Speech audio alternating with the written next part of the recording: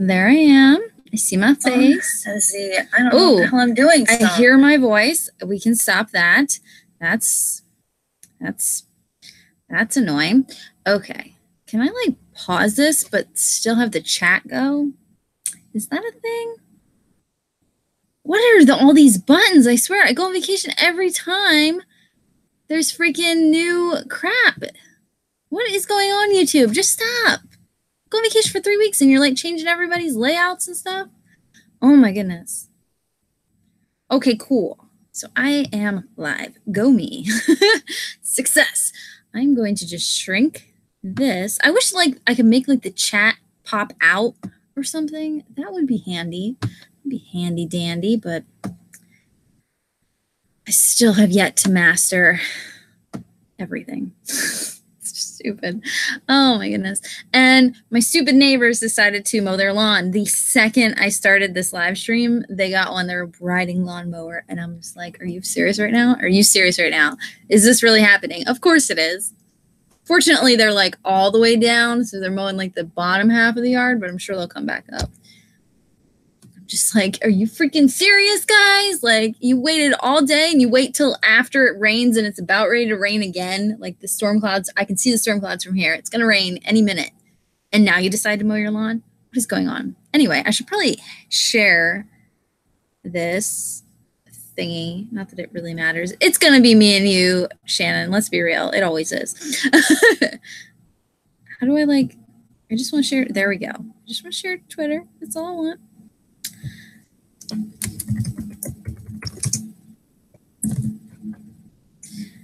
All right. Shared. Oh my gosh, wait till you hear my story. It's ridiculous. I need headphones. That's what I'm missing. I need headphones. I'll be right back.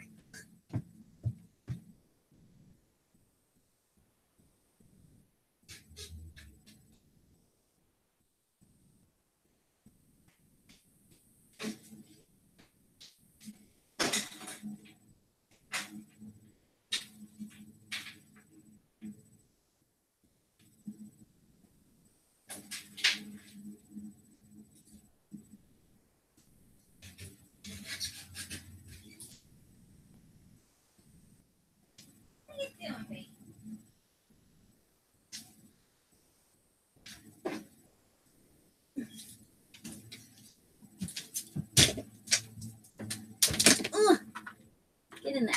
Okay. Here we go. All right. And a fan. They can have white noise and I can have white noise. We can compete here. Why is there all these shirts? What? There's like shirts everywhere. Oh my goodness. I'm like the worst host of everything. I'm always a mess. Oh my goodness. I usually mute the video stream. I wasn't sure if I could pause it and still get the chat. Like if the chat would still be live if I paused it. And it turns out you can, because I didn't want it to like play that video because I don't usually watch that one anyway. I watch the other one because it's a little bit clearer, which is stupid because I know you guys see that, but I don't know. I like seeing myself looking fresh. So I can see myself drinking coffee in all my glory. Oh my goodness, I'm a mess today. Oh, can't tell.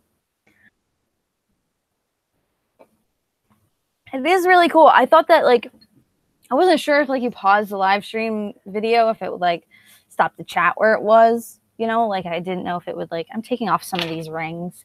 There's too many rings. But I wasn't sure if it would like pause the chat stuff. Yes. I do have a story. It's not anything Grinchathon. Woo. That's a whole nother topic there. Woo. Sorry, I got Grinchathon on the brain. It is a whole nother, it has nothing to do with Series of Unfortunate Events at all. It's just a random story of what just happened to me, and it's great. Hi, Riley. You're just in time for story time. Just in time for story time. I am the greatest. Anyway. So I went to Dunkin', obviously, hence the Dunkin'. I go to Dunkin' before every live show because it's a necessity. I wait until the last minute to go to Dunkin' and always struggle to get back in time for the live show. But it's usually only Shannon here, so it's cool. She's very patient with me. It's because she's Canadian. Those damn polite Canadians. Anyway, stories. So I pull up to Dunkin', and there's some like guy waiting outside for someone. I don't know what he's doing. He's just waiting outside.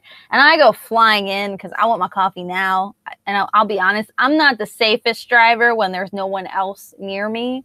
I'm safe when there's people near me and when there's people in the car with me, but I'm not very safe just by myself because I don't really care. So I go whipping into the parking spot. My music is just blaring. And I'm just like, I'm like, I need Dunkin' now. And I pull up, turn off the car, start walking into Dunkin'. And the guy like went in ahead of me and sat down. And I order my coffee and I pay for it. And right as I'm paying for it, I hear, "Hey kid." And I'm like ignoring him because I didn't think he was talking to me. Like, I'm like, first off, if you're talking to me, we're not on good terms already. So I don't know. I thought maybe it was someone that knew me from work because I work retail. So like everyone seems to know me and thinks that we're friends outside of work, which is not true at all. I don't want to see your face. But anyway, so he goes, "Hey kid," again. And I'm like, and finally I turn around and I'm like, "Are you really talking to me?" Like, you know, like, so I turn around and I look at this guy. He goes, "Which way are you going?" And I'm like, "What?" He's like, "Which way are you going when you leave here?" And I'm like, "Does it matter?" That was my exact words. I'm like, "Does it matter?" And he's like, "Well, I'm heading towards Mifflinburg," which is not too far away, but a distance away to walk from where I'm at. And he's like, "I'm heading that way." And I'm like, "Okay." And he's like, "Well, which way are you headed?" And I'm like, "Does it matter?" Yeah, stranger danger, very stranger danger. I'm like, thank God it's light out right now, first off. And I'm just like, what? And I'm like I didn't know. And then I just, from that point on, I just ignored him. Like, and just like stormed out, got my coffee and just stormed out of Dunkin' as fast as I could. And I'm like, well, he said he's going to Middleburg or Mifflinburg. I can't remember which one. There's two different towns here that are very similarly named, and they're in complete opposite spots. But he said he was going to one of those, and I said that I was going the other direction. I'm like, "I'm going the other direction." He's like, "Oh, well, which direction are you going?" I'm like, no. I'm like, finally, I just ignore him, and I just grab my coffee and storm out like as fast as I can to get to my car. Very, very fast. Click my little button like open car, open. I need to get in there. Get in my car, start blaring my music again, and just fly out of there and get out of there. And then I watch him, like, as I'm flying out and everything, he gets in someone else's car. Like, I saw him get in someone else's car. So I don't know if he was, like, waiting for someone anyway. I don't know what was going, I don't know. But anyway, that car proceeded to go the same direction that I went. Like, they were going that way already, and then they saw me pass them because they were going that way. And I'm just like, and I lost them at like a red light. I flew through the yellow, which you're not supposed to do, I know. But I flew through the yellow light because I'm like, no more red lights. They're staying behind me. And I flew through the light. I'm like, I'm getting home where it's safe. It was really creepy and weird. And I live in a neighborhood, like an area that isn't like it's not a very big crime area. It's very mellow, small town, middle of nowhere. But that was a creepy situation, and I don't know what happened. And it wasn't like he was asking for like a ride, which I wouldn't have given him anyway.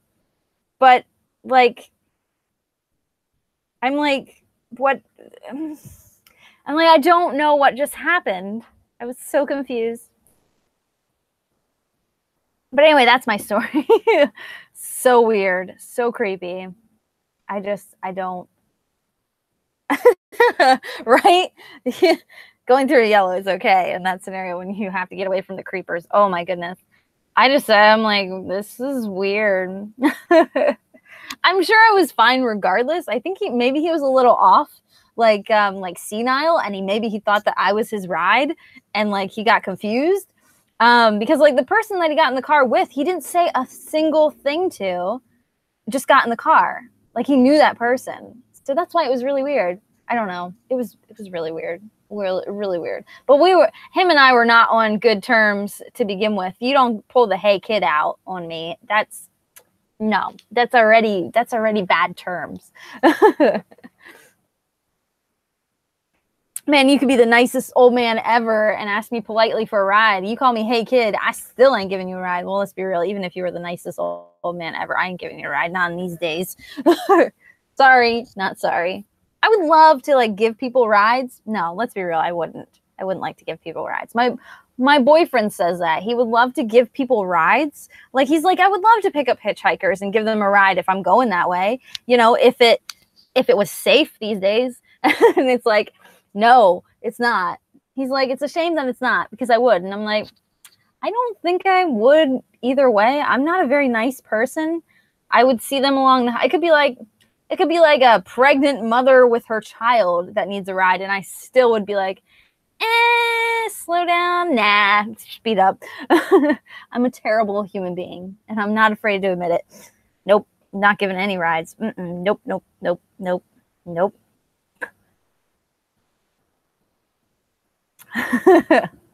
Yeah. So anyway, yeah. Sorry, not series of unfortunate events related at all, but yes, it was very much worth the coffee. Coffee was very much worth it. It's a really good coffee too. Whoever made it this time, like, did it good. I don't think they spit in it. And if they did, then it's good tasting spit. So it's aight. Anyway, I'm here to actually talk about Miserable Mill. I guess. Even though Riley hasn't read it. I'm here to actually talk about this, which I just finished today. I always read these, reread them, I should say, like the day of. And it's like, look at this one's like all bent already because I like abused the crap out of them. There we go. It's fixed. It's fixed. It's fixed. But anyway, yeah, I'm here to talk about the Miserable Mill. Don't be sorry. It's okay. You can still hang out. It's all good. Shannon and I go in so many tangents. It's ridiculous. I don't remember what we were talking about last live chat. We talked a little bit about the book, and then like I think we spent the better part, like the last like half hour, just talking about random stuff. early this morning. Well, you haven't read any of the series of unfortunate events, Riley?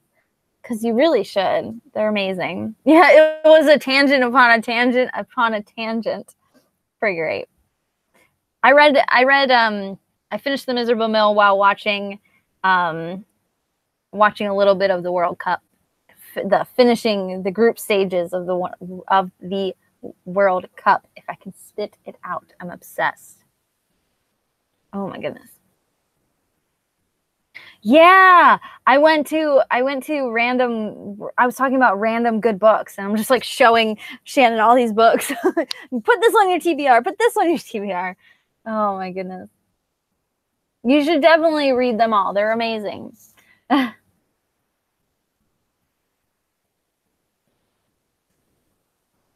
The Bad Beginning is like it's amazing just on its own. We got into that.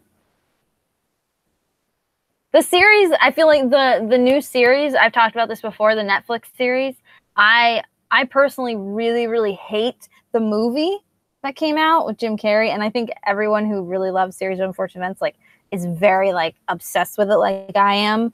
Really hate that movie. And I think all of their opinions are pretty much the same opinions as mine. It's just an awful movie. So when that came out, I've been through this story like a billion times, but it's all right. When that series came out on Netflix, we were all like, I know I was like really, really, really, really, really nervous about it. And then Neil Patrick Harris was announced to play Count Olaf, and I was again really, really, really nervous. Because, you know, we had Jim Carrey, and Jim Carrey's like funny, and I feel like Neil Patrick Harris is a funny guy, and it's just a very hard character to pull off, but I absolutely love the Netflix show. Yeah. I think the biggest thing with Neil Patrick Harris is he actually cares. I've watched so many interviews and stuff, and he actually cares. All of them do. Like, the whole cast actually cares about their performance, and they actually care about the series of unfortunate events, and they care about making something worthwhile. And it's so beautiful. I was watching they're only doing another season. Like, they're only doing 3 seasons of series of unfortunate events. They're only going to go up to the 13th. They're only going to do 13 episodes. Or, well, they're 2 episodes each, so, 26 episodes. But, yeah, they're only going to do that many. They're not going to try to extend it and carry it on. They're just doing that many, and that's really cool. I'm, like, really happy about it, because then it'll just be perfect by itself. You don't need to, like, drag it on and ruin it. I'm, like, really excited. Shannon, I think you'll really like the series. It's different from the books. Some of it, but I feel like it's still very, very faithful to the books. I don't know. I'm okay with it. Either I'm a softie or, it's just, I'm like becoming like soft in my old age where I just don't care anymore, but I think it's actually good. Not just that I'm just getting soft. You haven't watched any of the World Cup? Come on, Shannon. I hate sports a lot. I talked to Riley a little bit about this while I was on vacation on Twitter, and then I talked a little bit about it. But I hate sports, like, a lot. Really hate sports, like a lot. I'm not exaggerating. I hate them. I really hate them. And I was over. It's okay. Most Americans don't watch the World Cup, or Canadians. We should say North American people don't watch the World Cup. Is Mexico in North America, or is that in South America? In Central America, right? So it doesn't technically count, because Mexico people do. No, and it's not soccer, it's football. Let's get it right. Second off, I think I figured out the reason. Well, damn it. Well, Mexico's just special. I figured out the reason. Oh my goodness, you guys. So I just talked about, oh, that's not good. Remember I said the people, my neighbors, I don't think Riley was here for this. I'll get back to it. Anyway, my neighbors, another tangent. I know, I haven't even gotten to the book yet. We'll get there. My neighbors started mowing the second I went live. And they're like all the way down the yard, all the way like really far down. And I just saw a bellow of smoke coming out of their lawnmower. Like a big bellow of smoke. And it just made me giggle, because that's what you get for deciding to freaking mow your lawn right when I go live. Couldn't wait any other time. You had to wait right now. Ha ha ha ha ha. Ha ha, it's broken. Ha ha ha. Sorry. Anyway. Sorry. I just look up. Oh, there's still smoke coming out of it. Get off of it. It's like one of those riding lawnmowers. I would turn it off and walk away. Anyway. Oh, my goodness. Where was I? Sports. No, I don't like sports. Okay, here's the deal. I like the World Cup, and that's it. Because here's the deal. I've seen soccer. I've seen football before. And I don't like it normally. Like, it's like the regular games, I don't care. Like the games throughout the year, I don't care. Like, if I was watching American football right now, soccer, sorry. If I was watching American soccer right now, I'd just be like, no, Izzy does not love sports, for real.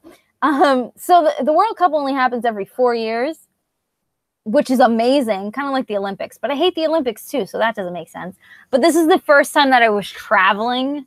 They're still mowing. Like, you just had smoke coming out of your lawnmower and you're still mowing. That's not okay. What are you? Whatever. Anyway, so this is the first time I was traveling during the World Cup. So this is the first time I was around non-Americans during the World Cup. And like got to like feed off of the energy that these people get for like the World Cup.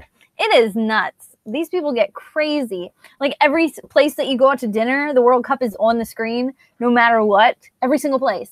So like whatever game is on, and it's ready to go. And that's really cool. But like if that was football in America, I'd be like, this is the dumbest shit. I just want to eat my food and go home.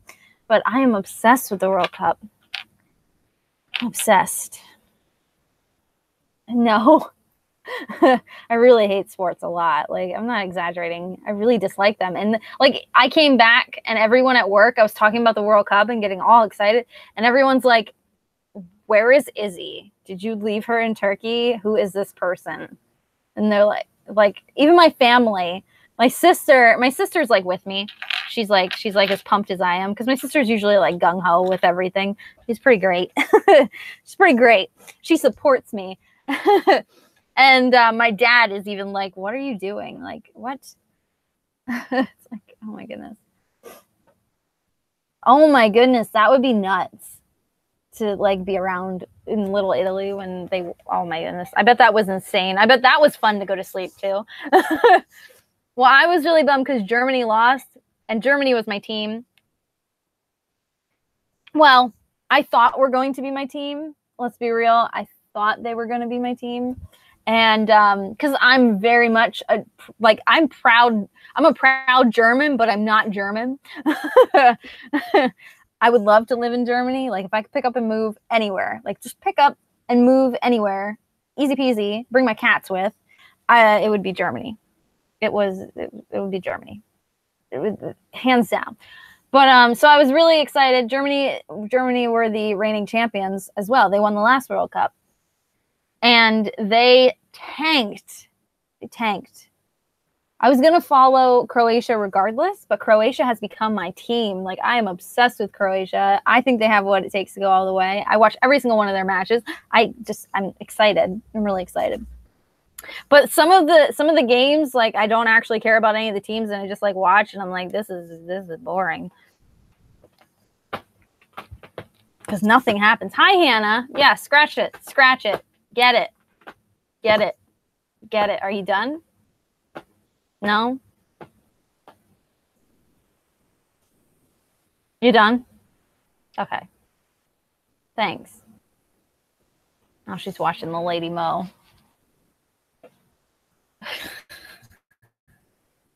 I'm not just encouraging my cat to scratch my furniture, by the way. There's a chair in my office that is the only piece of furniture in the house that I let them scratch. It's literally their chair. It's like torn up and it's only in here. And they know that that's the only piece of furniture they can actually scratch. So whenever I let them in here, they like go crazy on it and tear into it. It's allowed. It's not my cat. I'm not encouraging my cats to destroy my furniture. They're trained. They know that that's the one that they can scratch. Oh. Yes, you can root for anyone. I have one of my Grinches for Grinchathon is Belgium girl, and she was watching the Belgium game the other day, and I'm like, I guess I have to root for Belgium now as well. But they're doing really good on their own. They don't need my support. Croatia is doing amazing as well. They finished top of their group, so I'm happy. But anyway, yeah, Germany tanked. They finished last in their group. Last. It was really disappointing.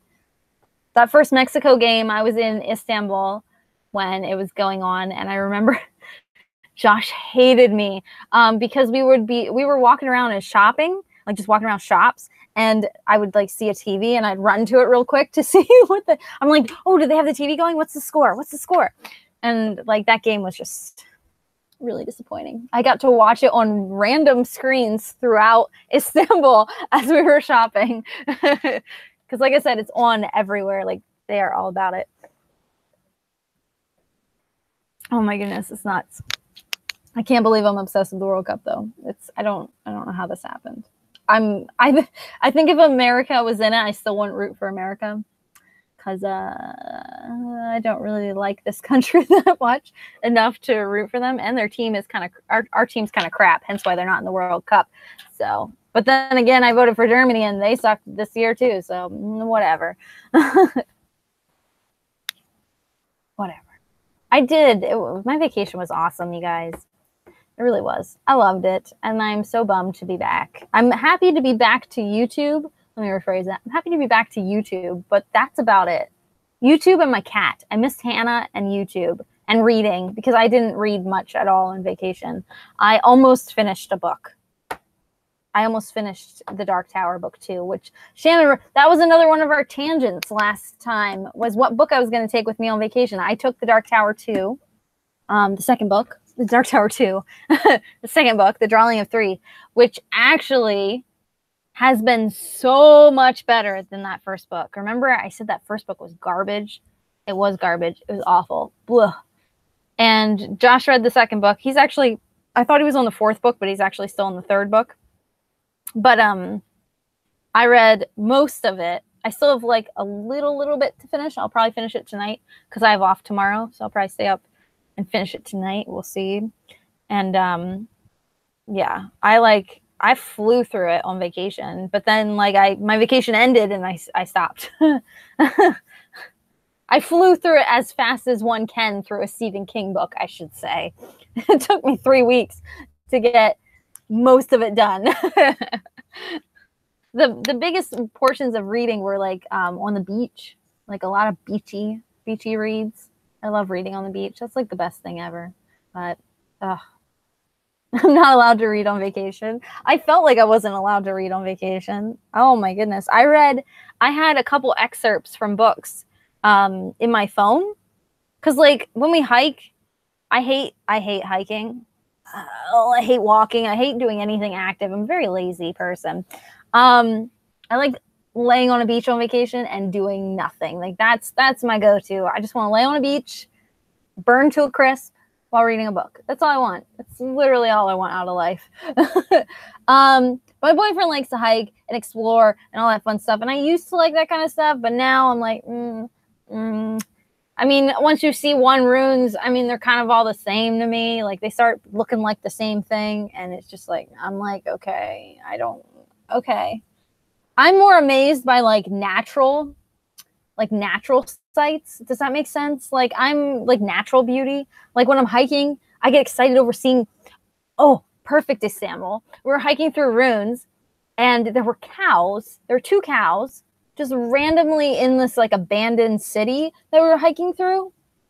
Just 2 cows just randomly there. And I got to pet the cow and I was petting his belly, which you're not supposed to have any contact with livestock when you travel overseas, by the way. You're supposed to like not do any of that because that you can bring back some funky stuff, but shh, nobody needs to know. But I was like scratching him and he's like rolling over and letting me like pet like his belly. Oh my goodness, he's like a big dog. Oh my goodness. Like I like that kind of stuff. And I like seeing like the way like the rock formations and stuff, but like people like stuff that people built, like runes and stuff. I'm just like, okay, it's kind of cool, but whatever. There's like 1 pillar standing. That's nice. Cool. But my boyfriend's all about that. He loves history and all that stuff. I like Earth history. I'm more of a science nerd.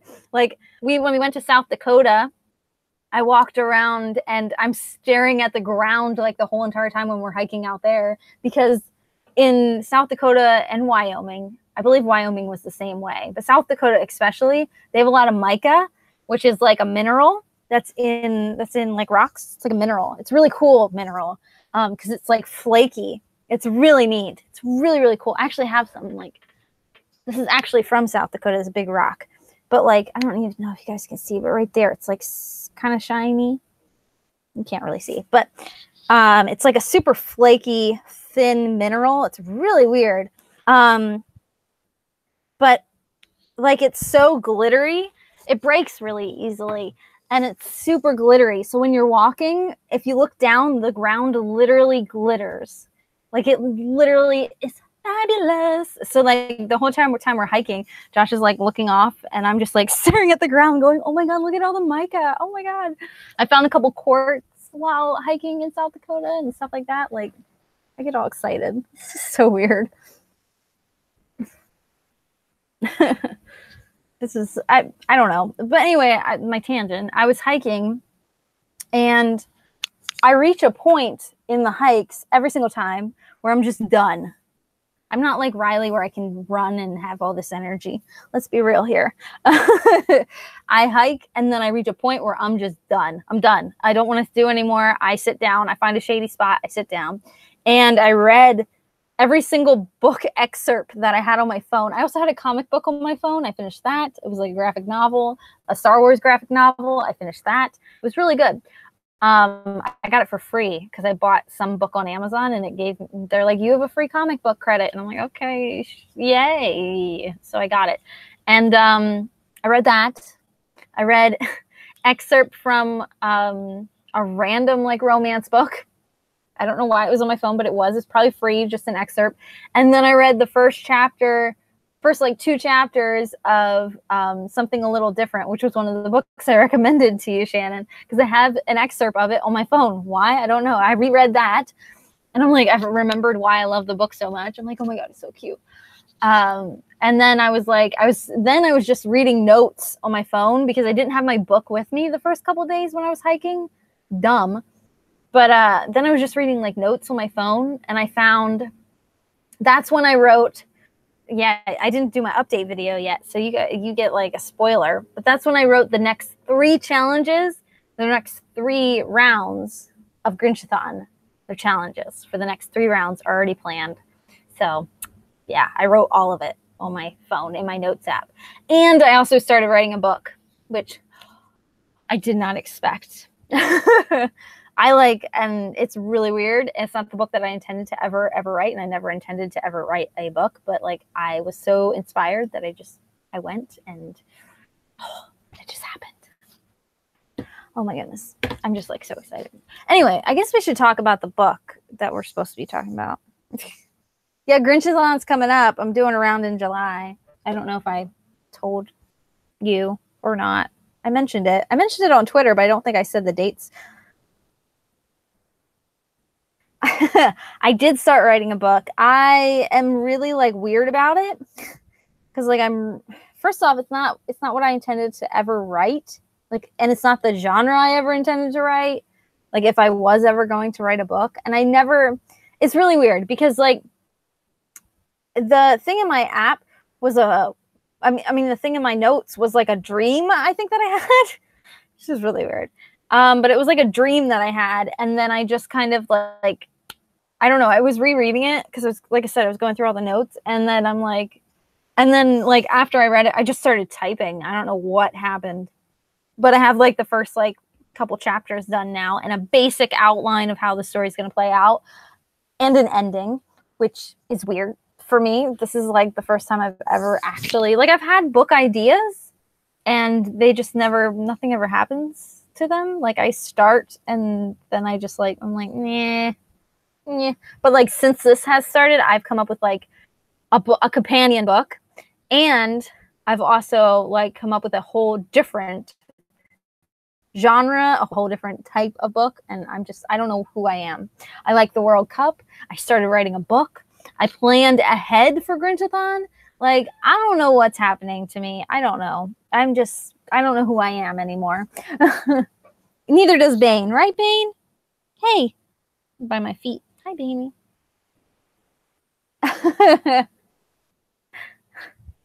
Let's not get excited here.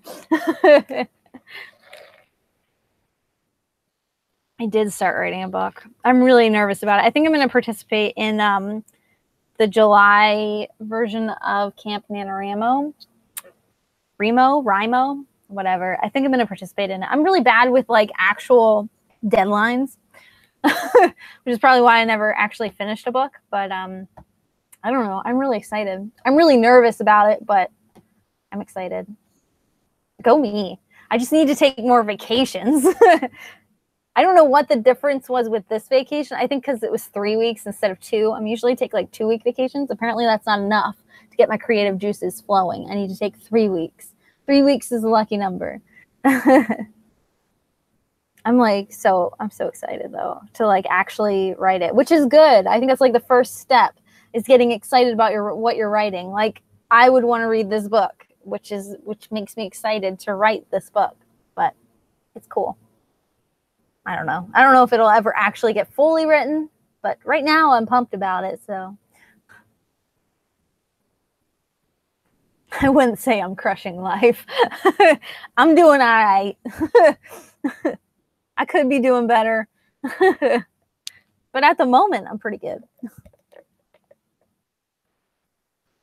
Pretty good. I'm excited. Hopefully I can actually write it. I can't not get excited.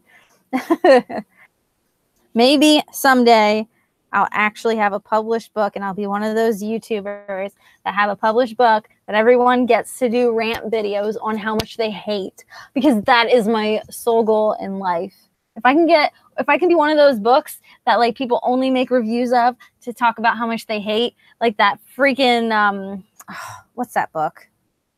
You guys know what I'm talking about. What book is that? The YouTubers made, Sasha and them. I've heard it's absolutely terrible. I don't think I'd ever want to read it. Zenith.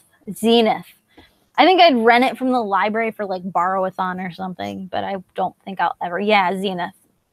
I've heard just not good things. And like I've heard like people read like excerpts, and it just sounds just not my cup of tea. I want to be one of those books, though. I want to be one of those books that people read and they're like, I hate this. I got to make a video about how much I hate it. That's how you know you've made it. I'll tell you guys the genre right now if you want to know. It's going to be contemporary, which I didn't expect. Probably a romance, which I didn't expect because I'm not a huge romance person. With I think, unless things change, they might change. Right now, my main character is bisexual. So things could change, though, depending on how the story goes. But it's super cute so far. I'm, like, swooning over my own book. Like, I'm writing, and I'm like, oh, my goodness, so cute. I like contemporary, too. Like, I like romance. YA romance is like the only kind of romance I can get behind. And that's what it would be. It would be like a YA contemporary romance. I don't know. It was just weird. I was just inspired. I keep using Post-it notes as coasters, and it's not really working out too well, in case you're wondering. This is just soaked. Not my best idea. But anyway, yeah. I hope I actually follow through and write it. We will see if I actually ever finish it. I'm really excited about it. As long as I stay excited. Anyway, and don't get like writer's block or something. Right, Bane? Bane is trying to eat a bug. There's like a fly in here. Bane's trying to eat it. You eat that. Have fun. Anyway, we should talk about the Miserable Mill. Anyway, Miserable Mill. Post-it notes make the best, worst coasters. All right. I almost said Christina. Who the heck's Christina? Katrina. Catherine. That's who I'm trying to say. Katrina. Who the heck's Katrina?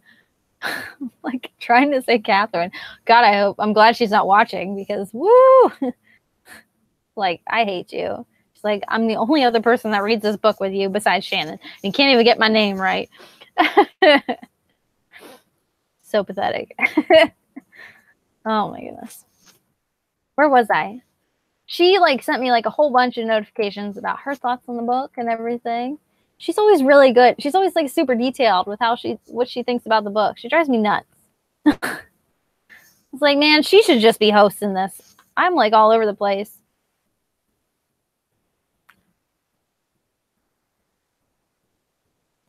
Ouch. Oh, okay, where were we? Okay. Oh, she's always here in spirit. Yeah, Katrina. Who's Katrina? Oh my goodness. Yes, Bane. I know. Hi. You're so cute. I guess we'll start with Shannon. This is your first time reading. If Riley didn't know that, I brag about that all the time. I got Shannon to read the series of Unfortunate Events, guys, and I'm so excited. But this is her first time reading them ever. Even the first book, it was awesome. I'm so proud. Did you notice anything different in this book, Shannon, than the other ones? I think I'll just start. I'll put you on the spot. Because I feel like this one is very different. Like, at least I think so. Very different book compared to like the other ones in the series. It starts to take a weird turn. Oh my goodness. I have like way too many drinks here. By the end of this chat, I'm just gonna like pee my pants. But I'm okay with it. It's worth it. It's worth it. Hannah is like giving this lady who's mowing her lawn the death glare. That's right. You're my cat. You know me. Give her the death glare. Yeah, Hannah. Why is she still mowing? Her lawnmower is polluting the atmosphere. Look at it. Look at it, Hannah. I hope it rains on her. Yeah. Glare at her. Oh, sorry, Hannah. She looked at me like, what are you talking about, Mom?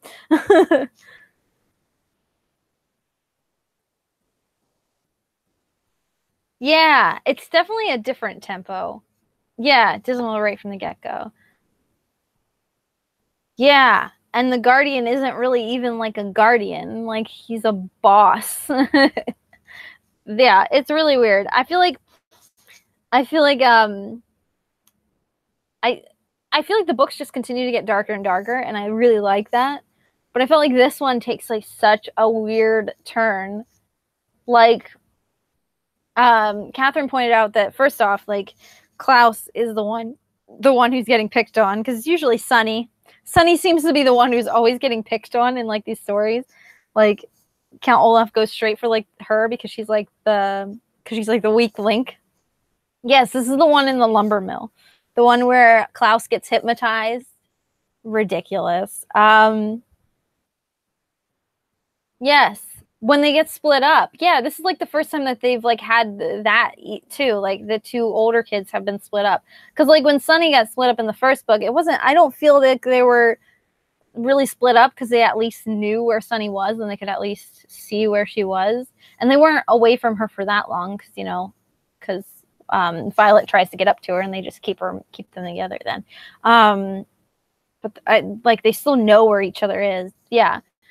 I feel like this one's really creepy. I feel like Klaus getting like hypnotized is really, really creepy. He's just like wandering around. Like, that's when they find him. He's just wandering around like aimlessly through the mill. And like, what? I'm like, I'd be scared. There is no way that I would let him go back to the eye doctor ever. Nope. Sorry, you're just gonna have to be blind for the rest of your life. Yeah, they also switched roles. I loved that. I love that Violet has to like become the reader and like study up on how to like interpret texts and stuff, and like he would probably start with the table of contents and blah blah blah, and then Klaus has to like go in and be the inventive one as well at that one point. I love that. I love that they switch. I think that's really cool because then it shows that like, I don't know. It shows that they're learning from each other as well. And like, they really do rely on each other as a team. I don't know. They're beautiful. They're such beautiful kids. Yes. Riley, in this book, there's a whole section where because Violet isn't like the reader, Klaus is. He's more of the reader. And Klaus is like hypnotized right now, and Violet's trying to figure out what the heck's going on with him and how to stop it. And there's a section in the book where Violet's reading and she doesn't know like a word, so she just fills them in with hmms instead of the word because she doesn't know what the word is. So she just continues to read, and like the book is like every paragraph, like every other word is a hmm. I don't even know where that section is. Oh my goodness. Let's see if I can find it. It's hilarious. Oh yeah, here we go. Hypnosis is an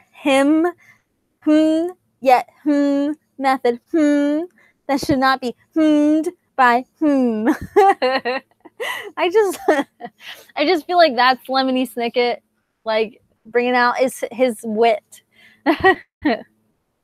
It's like it just I don't even understand. So funny. it's like these books are so dark, but then Lemony Snicket just has to like throw something witty like that at you to like lighten the mood for you. I think that's what makes them like so great, because they like flip like that. Like they just ridiculous. I also love that Count Olaf in this one plays a woman for the first time. I think that's really fun. I love that, like, in the book, it's very much like it's kind of like, I should say she is like it's kind of like she's like transgender almost, because like at the one scene, it's like you can obviously tell this is a man dressed up as a woman, but like I think she, get my pronouns right here. Like, I think she says at one point, like, that's what I want to be called. Where is it?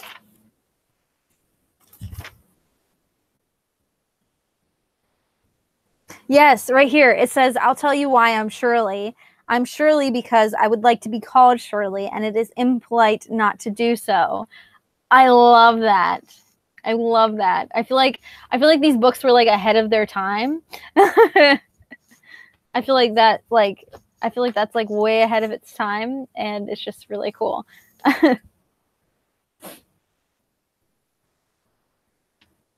Of the nameplate with Shirley on it. Yeah. The whole like his whole what am I trying to say? His whole, oh my goodness. Like, proof. There we go. Word I'm looking for. His whole proof is that he has a nameplate with the name Shirley on it back in the office. Like that's his whole proof. It's like, I'm obviously Shirley. My nameplate says Shirley. And the whole entire time I'm trying not to make like airplane jokes in my head. I'm like, Shirley, you can't be serious. Just so ridiculous. Oh my goodness. So funny.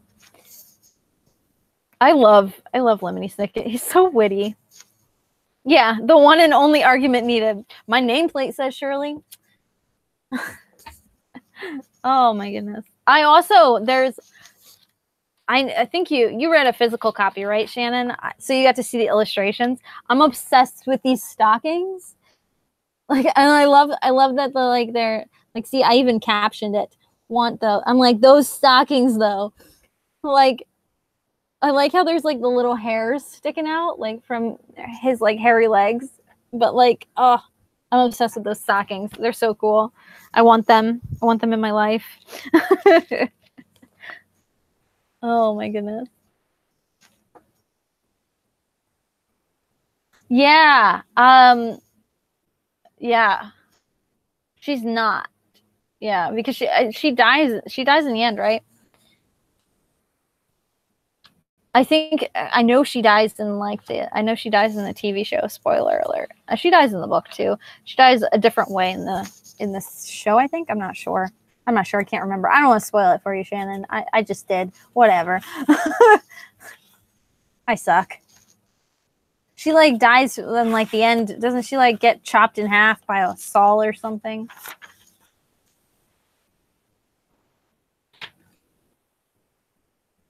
Yeah, she stepped in the path of the whirling saw. So she died, so yeah. Yeah, I know, right? She fights Sunny in the book. Oh my goodness. I don't remember if she does that in the show or not. I can't remember. I haven't seen the first season in a while. I need to rewatch the first season. Yeah, that whole scene is great. She's literally sword fighting Sunny, and Sunny is fighting with her teeth. Like, what is going on? Sunny is such badass. Like, what am I reading? Like, it's so great. I love it. Just so great. Oh my goodness. It would be a great Halloween costume to dress up as Count Olaf dressing up as Shirley. That might be my next Halloween costume. Oh my goodness. So great.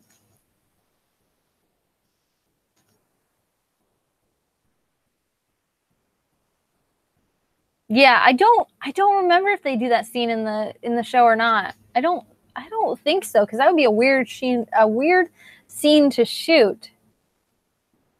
I don't think they do. Because I didn't like, because it's been a while since I've read this book, this one.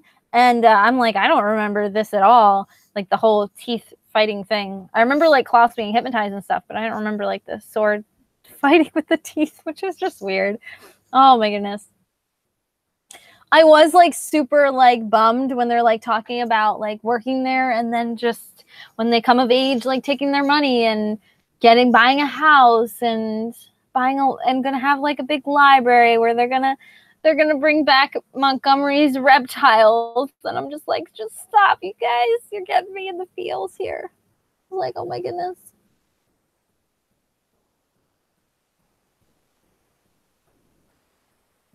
I feel like he was more of like a character, this one. I feel like the narrator is so important. That's why like I'm really glad that they don't forget about that when they do the show. Like there still is a narrator for the show as well. I think that's very important. Both my cats are on my desk. What are you guys doing? Do I need to make room for you? Like, what do you want? You're not getting my water. Just, no, you're not. There's a lot of times, because you know that I annotate a book while I read for this read along. I've been annotating, and there's a lot of times that I annotate the like the narrator, and I'm like, of course you're gonna say that, or of course you know that, you're the narrator. Like, there's so many times. Oh, his own story. Yeah, you notice that more and more as the books go on, that the narrator does have his own tragic story as well. It's really sad. That's why I tell you always to read the dedications at the beginning of the book, because they're really depressing. This one's really pretty. It's really romantic. It's like, to Beatrice, my love flew like a butterfly until death swooped down like a bat. As the poem Emma Montana Elroy said, that's the end of that. Like, it's like so sweet. Yeah, it is. It's like little Easter eggs. Him and Beatrice. It's like a story within a story. It's really cool. Yeah, the dedications are really great. I always encourage to read those, because they're something. They're like so depressingly beautiful. Also, like I've been noticing more and more this round, like this time around reading them, that there are like spoilers for the next like books. Like for this book, like there's the bus, which I'm assuming means, you know, because the next book, they're in the academy, the Auster Academy. They are at the boarding school. That's the next book, which you know from the end of this, that's where they're going. So like it kind of gives like a little sneak peek, because it's got the little bus there. I also really love the illustrations of Boss, of Mr. Serb, of the Boss Man, because he never has a head. He's always just smoke. And I think that's the coolest illustration ever. Even though I hate him so much, he's a piece of garbage. He's the worst.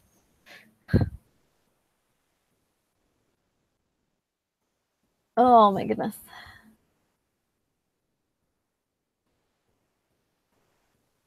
Catherine said she felt like this was the most violent of the books so far. Like this one, the other ones had suggested violence, while this one had like explicit violence. Yeah, like someone legit dies like straight up in this one. I mean, Montgomery died in Reptile Room, but like they didn't actually see him die.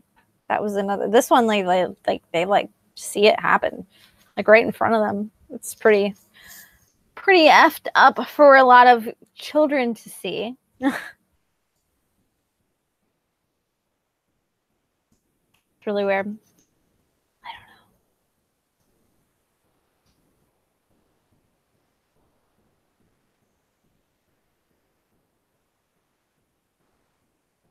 don't know.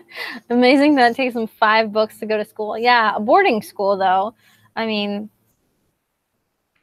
I don't know why they're not going to school regardless, but if you think about it, like the series of unfortunate events moves very quickly through like their lives, and I think that's why they already filmed or are finishing filming the last season of series of unfortunate events. Like they filmed the second season, and now they filmed like this third season like right after it because the kids were growing too fast, and they wanted to film them quick so that way the kids still looked like kids. Because like the series of unfortunate events happen, like if you think about it, it happens really fast. They're with Count Olaf for what, like a week in the first book? Like not even. They're with like Montgomery for like not even a week, like a few days. Like they bounce like fast. It's their life happens really fast.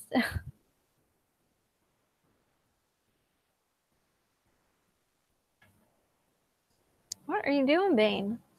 This cat, I swear. What are you doing? Oh, he's playing with a pen. Okay. Boss is something. I love that you never get to know Boss's real name because you can't pronounce it. And he doesn't have a head at all. I like that too because like he's just a faceless character. So weird.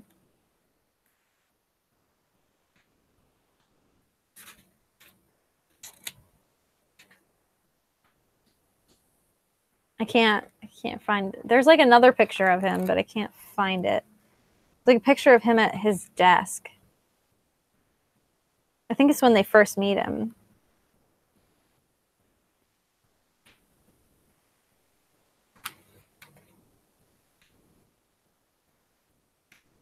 That's after the pot banging. I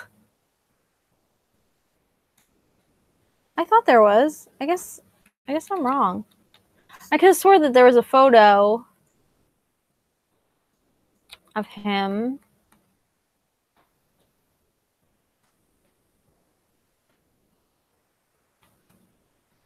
I give up. I can't find it.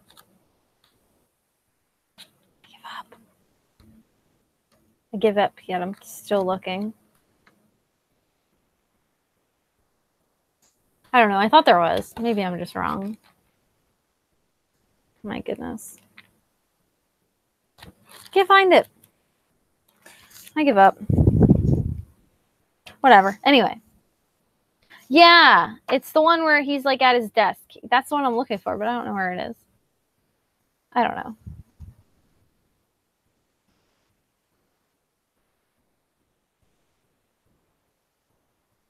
Oh, where was I? Oh.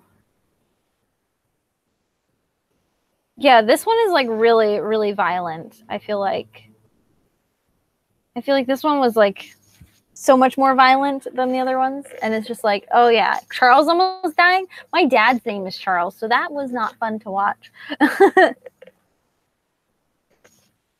My goodness. Yeah, this one they barely had like any food. So like, I think it was only a couple days. It's nuts. It's so nuts. I want to say like 3 days max. Like it's ridiculous how fast these books happen. I don't know if I should ask if Boss shows up again. I can't remember. I'll be honest. I can't remember. Like this is where the series starts to get a little fuzzy for me because I've read the series through many times, but like I've read 1 through 3 the most times. Like I usually make it to 3. Like I usually do those 3 and then I stop. And then sometimes I jump around. But this is like the first time in a while that I've read all the way through, and I can't even tell you. I can't even tell you. It's like brand new. Not really, but do they run out of relatives? Well, I don't think they were related to the lumber mill to begin with. Like, why are they even there? Like, what is going on? Well, obviously they're not related to the boarding school. So I don't know if they ever run out of relatives though. There's so many things. Yeah. Like I still know what happens in like the stories, but they're still like a little bit blurry for me. And also like I've watched the show, obviously. I'm caught up on the show. So all those episodes kind of overlap because there are a few things that are different in the show that are different like than in the books, but comfortably different, not like drastically different. So there are a few things that I'm like that I confuse that happened in the books that didn't happen in the show, or that happened in the show that didn't happen in the books. So like I confuse them and mesh them, but it's basically the same story regardless. But it's whatever.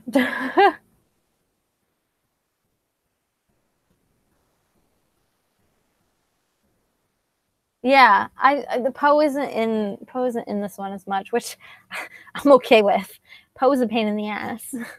Poe is the real villain here. Let's be real. This guy has one job, and that's to look after these children and to find them a guardian and to like take care of them until they come of age and can inherit their fortune. He has one job. Okay, technically he has two because he does work at the Mulchmary money management place, whatever. But I mean, his main job is looking after these orphans, which second off, I don't understand why a banker is in charge of their fortune. I don't get that. I don't like, how is he in charge of, I get in charge of their fortune until they become of age, but why is he in charge of placing them somewhere? Like, shouldn't we call social services or something? Like, I'm so confused. That's just something I never noticed as a child, but as I'm older now, like I've noticed it a lot more, and it's like I'm like, where are the real adults?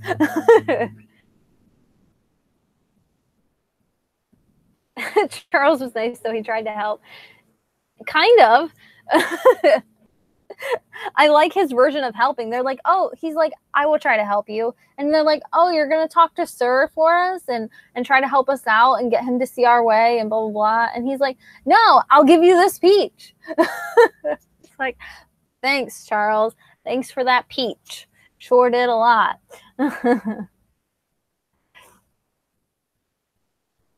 Yeah, I don't know. I'm glad that they're not under his care, though. Like, they were for, like, a brief period in the first book.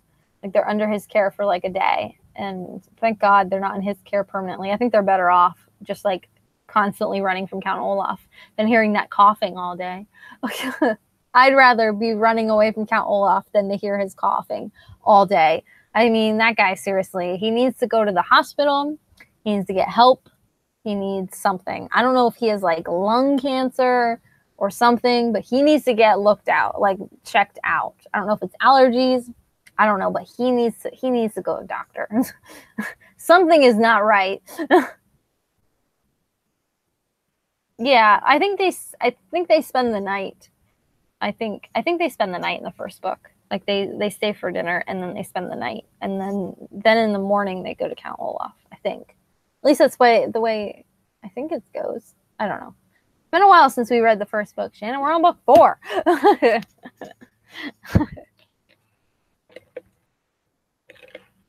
Oh my goodness. What else did Miss Catherine say? I don't even remember. Oh, of course, a book on momology. I can't even say it. Would have a section on hypnosis. Yeah, of course that book would have a section on hypnosis. Why? So stupid. She says that Sir really pissed her off, mainly because she's sure that people like him actually exist. Yeah, I'm sure they do. Really bummer. There are many people like him, I'm sure. Child labor bosses. Whatever.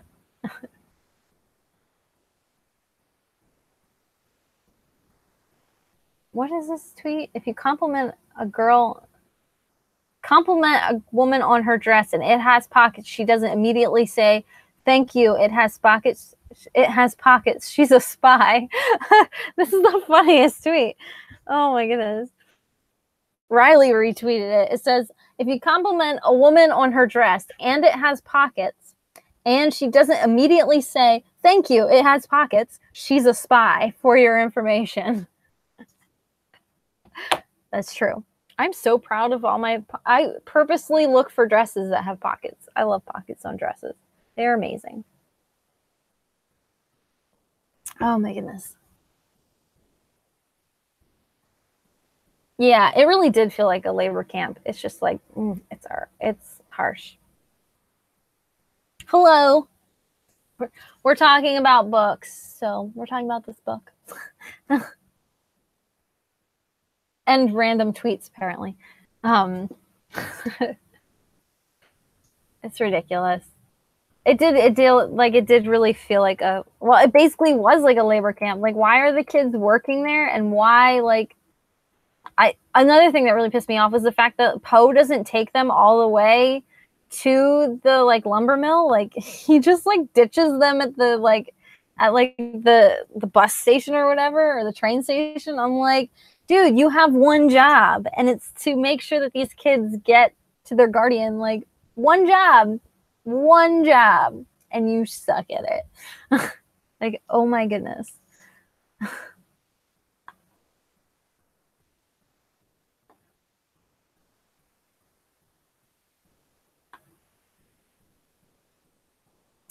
Oh, Catherine watched the 3rd episode of the Netflix show, she said, and she's really enjoying it so far.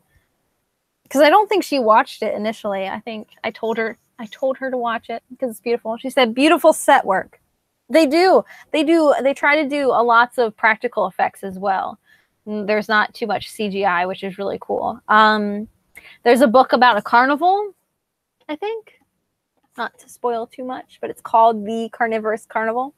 And for the show, they actually built like a full-fledged roller coaster for the show. Like an actual roller coaster. And like on set. It's like nuts. It's nuts. They like build everything. The sets are beautiful. They really are beautiful. I like how much care they're actually putting into the show. It means a lot to me.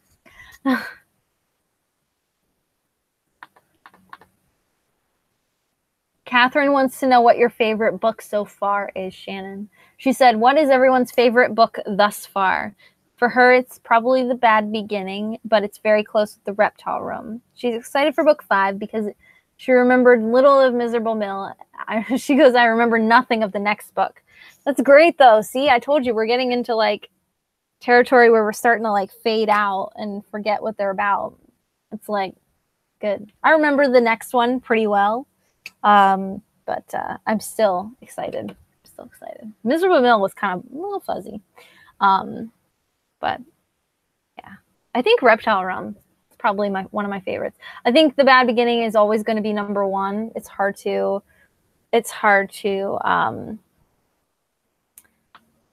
like top that, but I don't know.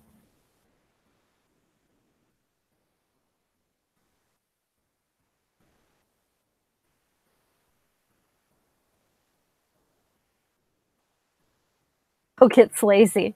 Dude, he really does. He's so lazy. It's ridiculous. I love the description of Debark in the logs. Ew. I feel like this book is like the grossest too. Like when they first come up, there's like the chewed packs of gum or chewed pieces of gum that spell out Lucky Lumber Mill sign. That's gross. And then like there's that scene where Sunny is, instead of using a debarker, she's using her teeth to debark the trees. That's disgusting. Like, what is going on here?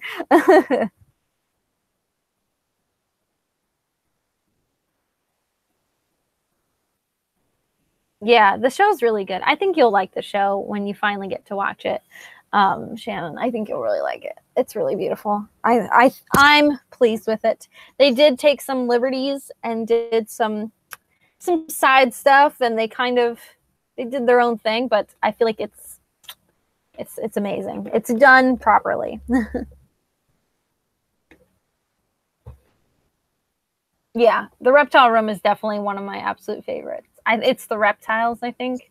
I love it.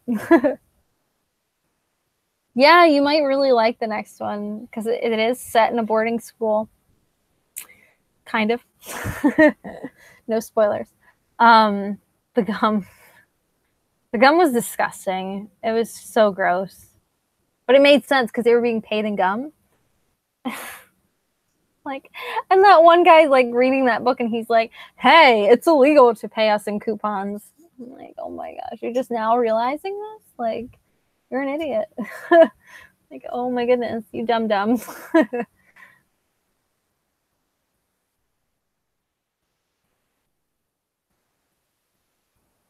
This was the first time Olaf worked with an outsider to try and get the fortune.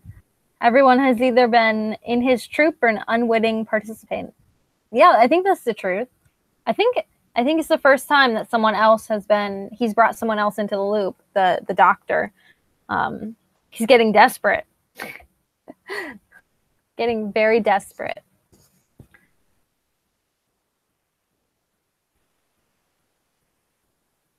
I think that's all that she said to me. Getting so paid in coupons. Yeah, that was so stupid. I'm like, oh my god, really? And these people are just going for it. The dumbest adults are in the series of unfortunate events. All of the dumb adults are in the series of unfortunate events. You want some rules on adulting? Don't be a character in a series of unfortunate events. That's it. That's if you cannot be a character from a series of unfortunate events, you've made it. You're winning at adulting.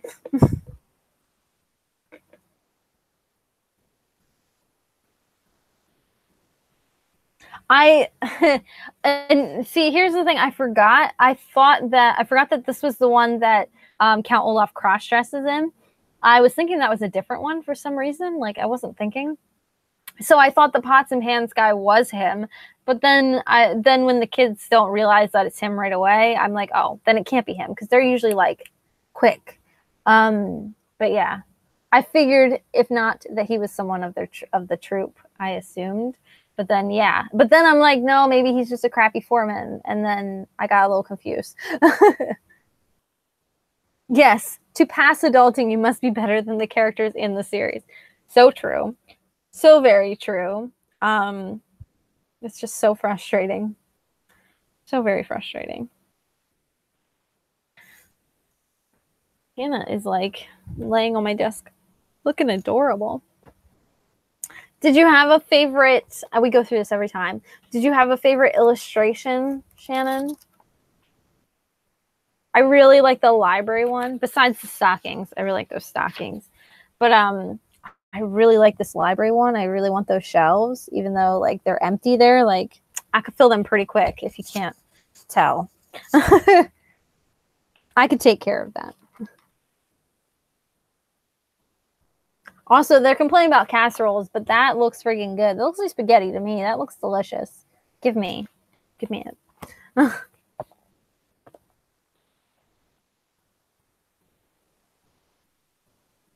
I wonder if Phil was a part of the troupe, as a decoy. Yeah, Phil was annoyingly optimistic. Of course you liked Phil. He was so optimistic. I'm rolling my eyes because I'm just oh my goodness, just stop. It's and I like how Lemony Snicket always brings back things. He likes to he loves repetition.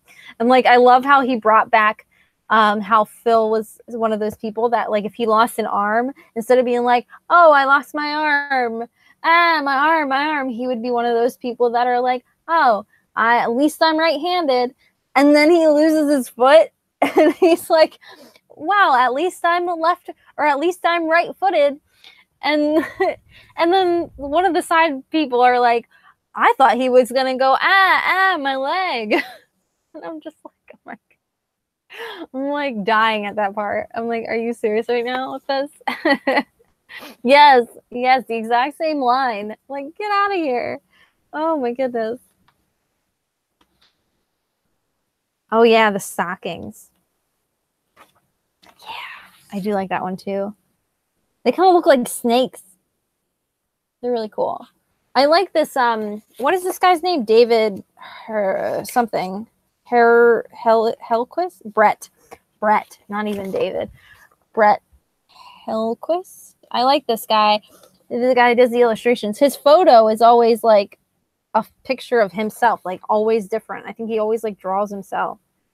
And Lemony Snicket's, I don't know if you ever read these author things, but you really should. They're really great. But Lemony Snicket's is always a picture of just no one. like someone you can never see, and like he makes up a fake profile about himself. It just continues his like side story kind of thing, like the story within a story kind of thing. Pretty cool.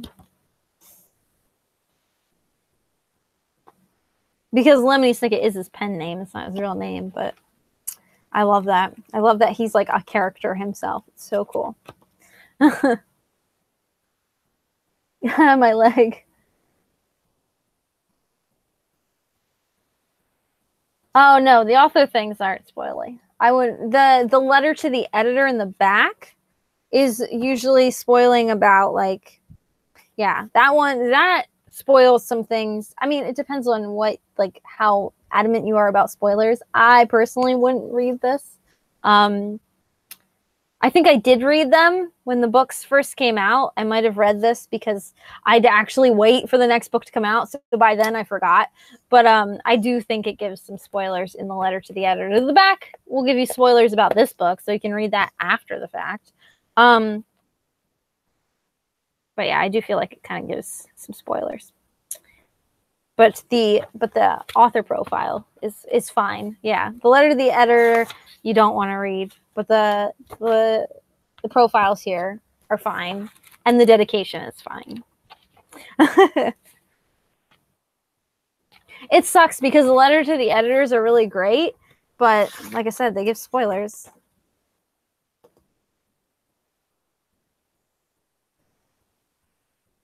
It's just sad.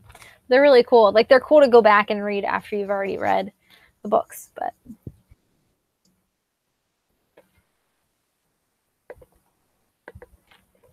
yeah, like it was, oh, I remember the days of waiting for the next book to come out.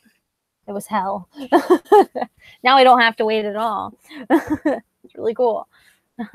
Yeah, there you go. Just go back and read the Wide Window one. Every time you check a new one out of the library, just go back and read the letter to the editor for the book that you just read, kind of thing. Like, just keep reading backwards. They're pretty cool. I really like them. Oh my goodness. I'm so happy that lady stopped mowing. Oh, beautiful. The sunset is like gorgeous. It's like pink over there. It's probably even more pretty, like where the sun's actually setting. Oh my goodness. Ouch. Oh. What else? Is there any like favorite passages? I did have a favorite passage, but I can't remember what it was.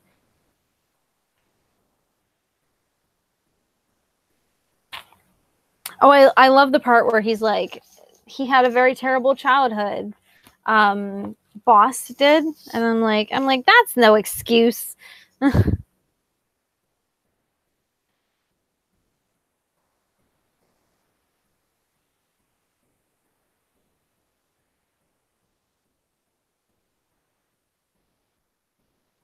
I hate when Klaus is like hypnotized. It's so scary.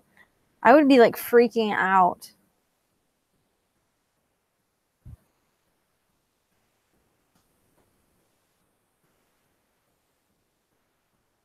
I'm trying to like see if there's anything in here that like I highlighted that was really important.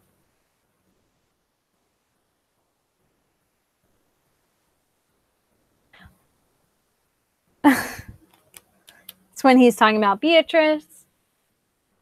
Oh my goodness, yes. This is, I think this is like one of my favorites right here. They're talking about it's right at the beginning of the book. It's on like page 6, and they're talking about they're just like reiterating the story and talking about how Count Olaf is always after their fortune and blah blah blah blah. And it says all Mr. Poe had ever done was cough. And I'm like, I captioned next to it, I'm like, literally, that's all he's done. Like, literally.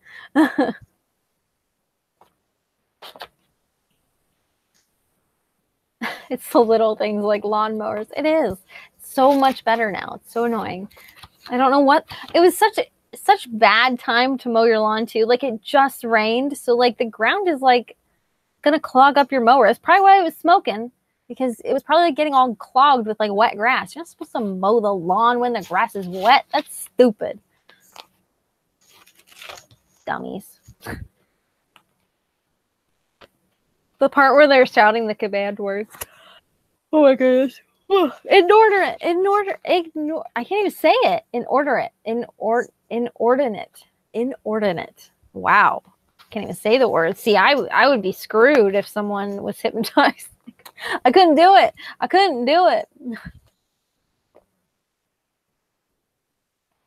Yeah, the section, that's just like, that section right there is like one of the like perfect Lemony Snicket wit banter kind of scenes. It's just like that scene in the first book.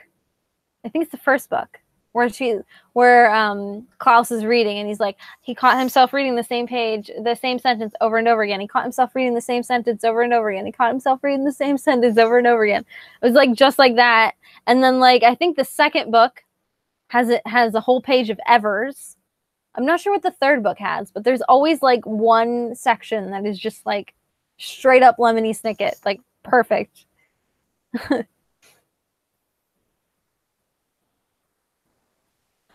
I loved that.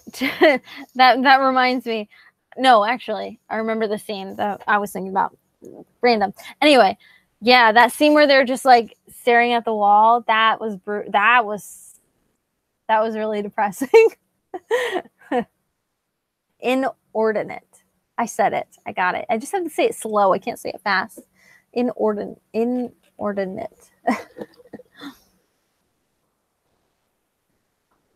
Yeah, that when they're staring at the wall. Oh, the scene I was gonna say that was like really, really beautiful, but also really not at the same time, like really depressing, is that scene where they're sitting waiting to meet Sir for a moment.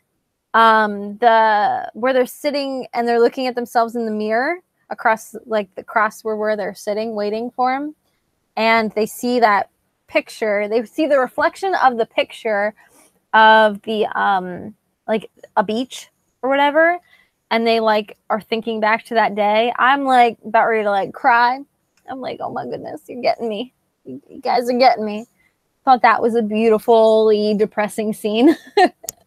Beautifully depressing. Yeah, the wall window moment was pretty. Oh, things are getting rough, to say the least. Poor guys. Oh my goodness. It's like, I feel like this one's like really scary too. I don't know. The whole hypnotizing Klaus thing like really freaks me out. It's just creepy. It's just I think it's one of the creepiest of the books. Like that's just creepy. I don't like that. Like they don't. Oh, I don't know. Oof. Yeah. I think that's what I loved about like the series of unfortunate events growing up. Like I love how it can just flip so quick. Like he's very good at making, and I really like that in my stories today as well. Like I still love that. I love like having a really tragic story and then making me laugh and then making me my heart break again. And then I love that. I love when authors can do that and pull it off well. It's beautiful. You know who's really good at doing that? Adam Severa. He's very good at doing that. He's really good at making you laugh and then breaking your heart into a million pieces.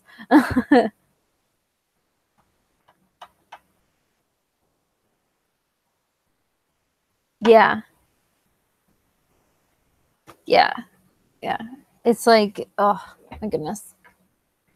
This one, yeah, they're at the point where they're like, yeah, you know crap's gonna be awful in this book, so let's just get into it.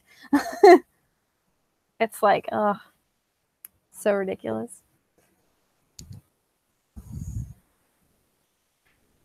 Really? You haven't read anything about Adam Severa yet? I have officially read all of his books, I believe. I read More Happy Than Not for Borrow-a-thon.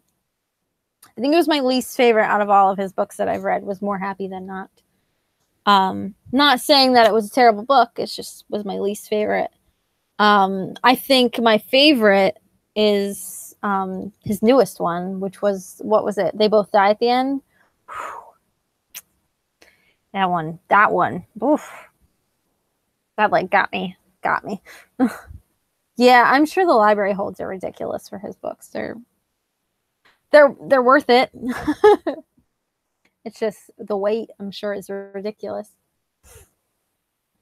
I don't know, like my libraries don't get utilized that much. Like I wish they did more, but I also don't because now I get to use them, and then the books that I want are usually there.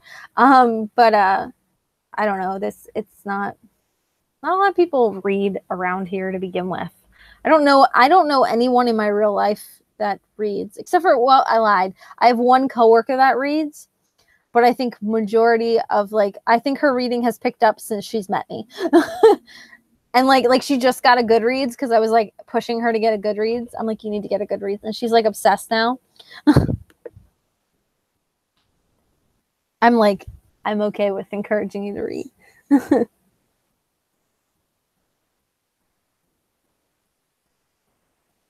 Yeah, I really liked History Is All You Left Me. That one was the first Adam Severa book I ever read. I read that one, and then I read They Both Die at the End, and then I read More Happy Than Not for Borrow-a-thon. I read History Is All You Left Me for the last Borrow-a-thon. They Both Die at the End is the only one I own, which is really weird. I'm really weird about that too. Like I want to own the books that I did rent that I actually enjoyed, like that enough that I want to have them on my shelves. And Adam Severa is definitely one of those authors I want to have on my shelf. But I'm saving for an Amazon gift card or something, because usually that's what my family does around Christmas. The dreaded Christmas. They usually pop out an Amazon gift card, and that's what I save it for. I save it for all the books that I didn't buy that have been sitting in my cart, which is probably about 20 books. Just sitting there on Amazon, just waiting for me.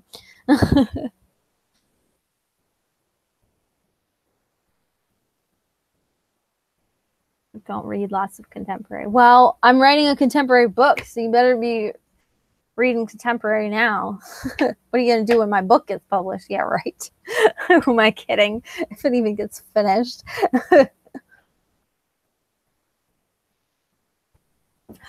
I like YA contemporary because they're so easy to get through.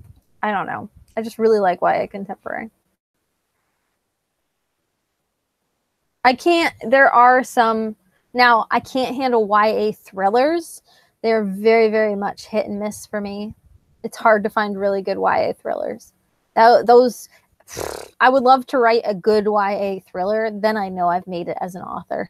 But I don't think I'd ever attempt it because it's so hard.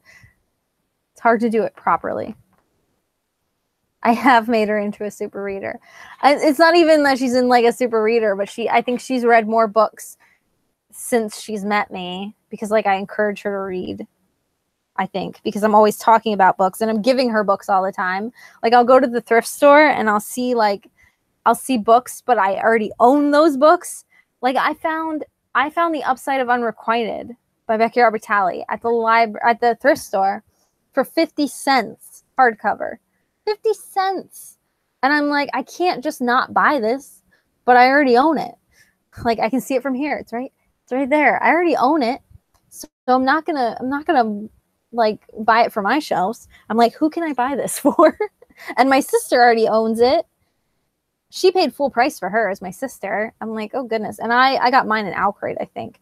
But yeah, I'm just I'm like, oh, I'll get it for her. So I literally have stocked her shelves with so many books. It's stupid. And I unhauled a whole bunch of books off my shelf recently. I know it doesn't look like it, but I have been doing unhauls lately and trying to go through some books. And she got I brought 2 books off my shelf for her the other day too. I'm like, here, have these. I'm like, I'm never gonna get to these books. Here, you read them. Yeah, the gift cards are nice. I always know that they're coming every year too. That's what my parents get me, which works. Seriously, gift cards are the best. I'd rather an Amazon gift card than anything else. I literally save them for books. I think I might still have $100 worth of Amazon gift cards downstairs somewhere. I save them until I'm like absolutely broke, or I absolutely really want a certain book on my shelf. I just save them, and then I finally just buy my cart, and it feels so good because I get a ton of packages, and I love packages. We'll read your book for sure. You can read it and then do a ranty, terrible video about it and say that it's awful and that I should have never wrote a book. It's garbage. It's trash. I would love to see you do that kind of video, because that is like completely not you at all. That's not your personality at all. I think that would be the greatest video ever. My book just pisses you off that much, Shannon, that you just like destroy it. It's really funny to me, and I don't know why. Oh my goodness. Oh my goodness, your thrift store hardcovers are $6.99. Oh my goodness, that's awful. See, a lot of people like don't understand why my TBR shelves, like I have this one and the middle one is TBR books, and there's another shelf there of TBR books. But like people don't understand why there's so many, like why I have so many TBR books. But like, dude, I have like so many cheap book buying options near me. It's ridiculous. Like I go to the thrift store. I went to the thrift store yesterday because it was half price day. And after I watched the Germany game, I was really like in need of some books. I just needed something to pick me up. And I bought like 4 or 5 books for like $2, like total, not $2 each. $2 total for like 4 or 5 books. I'm like it's hard not to buy books then, because I'm not spending anything on books. I still feel like hardcovers for $1 is kind of expensive. Like they should be 50 cents. Let's be real here. Oh yeah, ours are like the ones at the thrift store are always used. Yeah.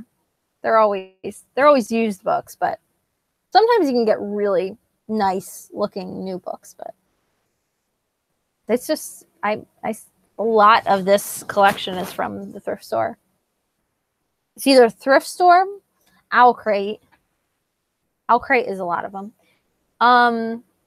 Ollie's. We have an Ollie's. It's a store called Ollie's near us, and it's like I've mentioned it before, but it's like an outlet store. Like it's just like markdown stuff, and they get all like the extra stuff from like people's warehouses and stuff, and then they just sell it for really cheap. I love their slogan because good stuff cheap is their slogan. And they have a whole book section, and their book section is like book outlet prices in person. It's amazing. It's like heaven. So like I can basically go there, spend about the same amount of money that I probably would drop on book outlet, and not have to pay shipping either, and just get the books in person. It's also very bad though, because book outlet prices are cheap, and so are Ollie's. So I end up like spending $50 and coming home with like 4 bags of books.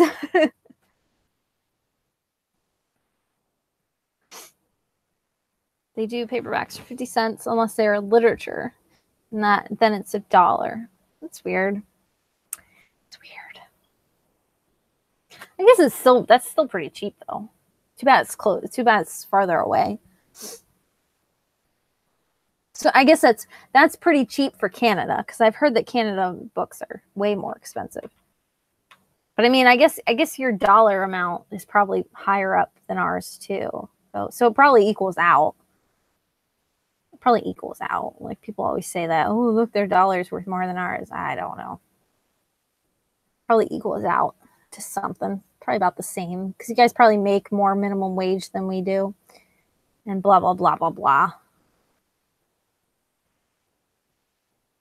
I do have so many like great book buying options. It's nuts. And then like we have BAM here, like Books A Million, which really sucks.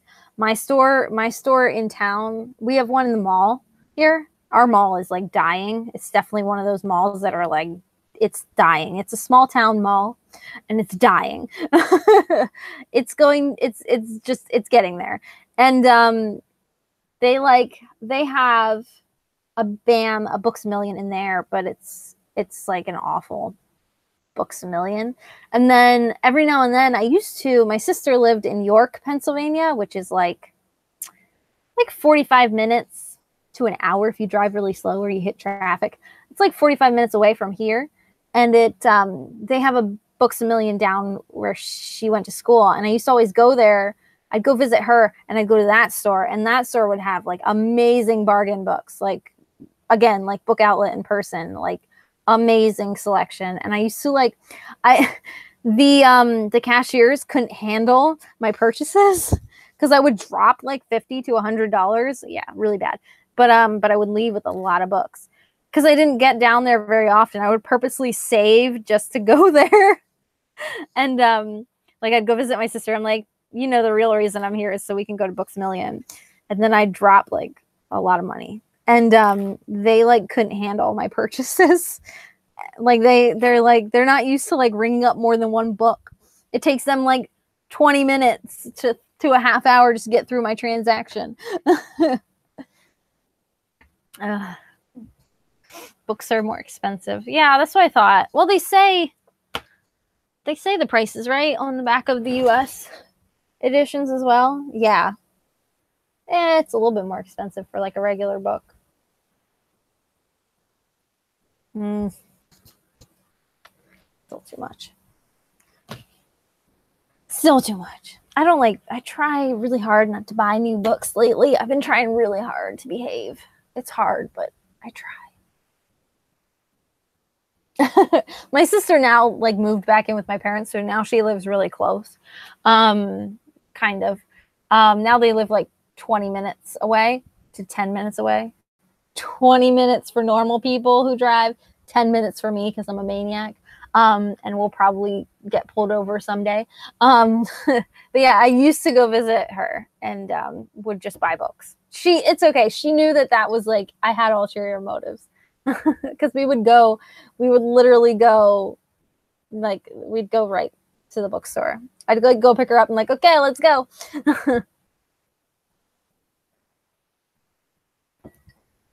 And I always would fill up a cart every time. It was nice. But I don't get down there anymore because she lives here, so I haven't been to that one in forever. I really should like take a trip. I have off tomorrow. There we go. I should just drive all the way. Should drive all the way there and use I have a coupon. I have a 5 off 25. I should drive all the way there just to use that coupon.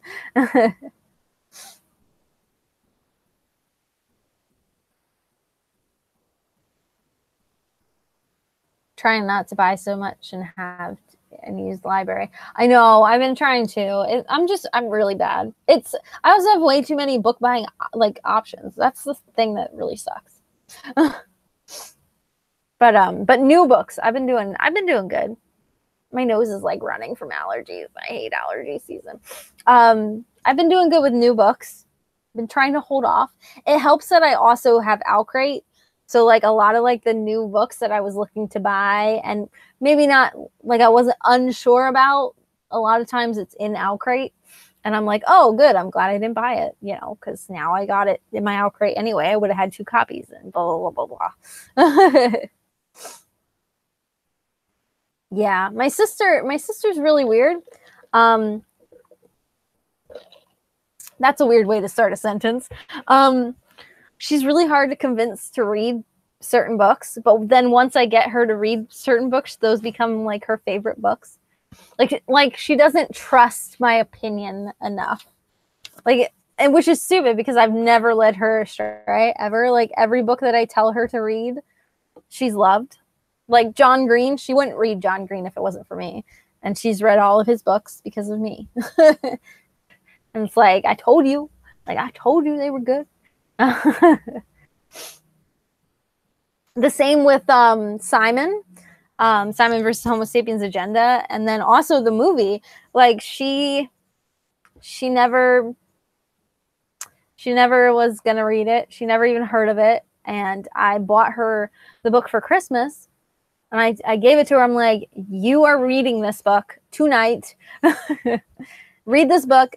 and we are going to see the movie when it comes out. And like she read it in one sitting, like flew through it. Like I first said it, she was like so hesitant and didn't want to read it, and then she flew through it, and now it's like one of her favorite books. And we saw the movie together, and she was like obsessed, and she loves it. It's really awesome because for my birthday, I was in Turkey on my birthday, and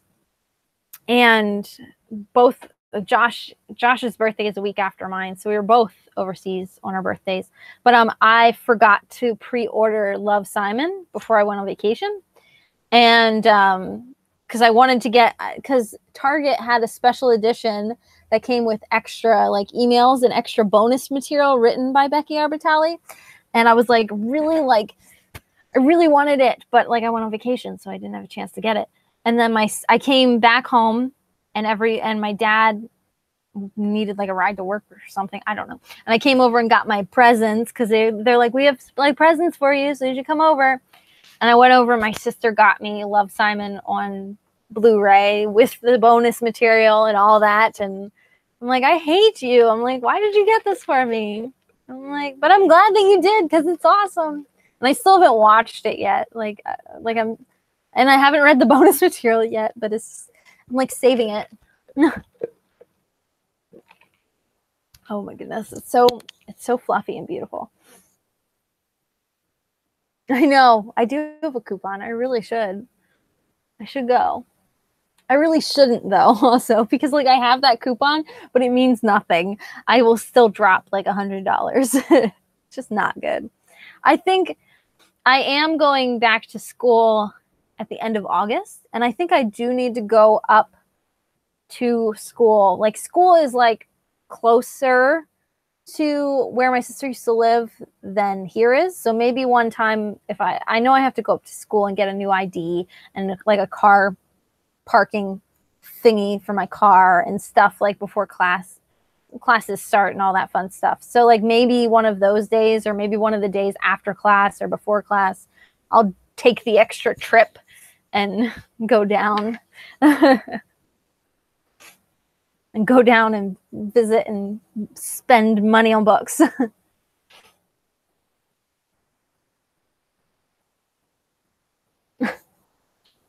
Yeah, she's really hesitant about reading my recommendations. Like that's the thing. Like she's so hesitant about it, but then when she does, she loves them. Like they end up being like her favorite books. It's ridiculous. She's like so bad about it. But once she does, it's like those end up becoming her favorite books of all time. It's just hard to push her past that. Like I also bought her The Hate U Give for Christmas, and she still hasn't read it.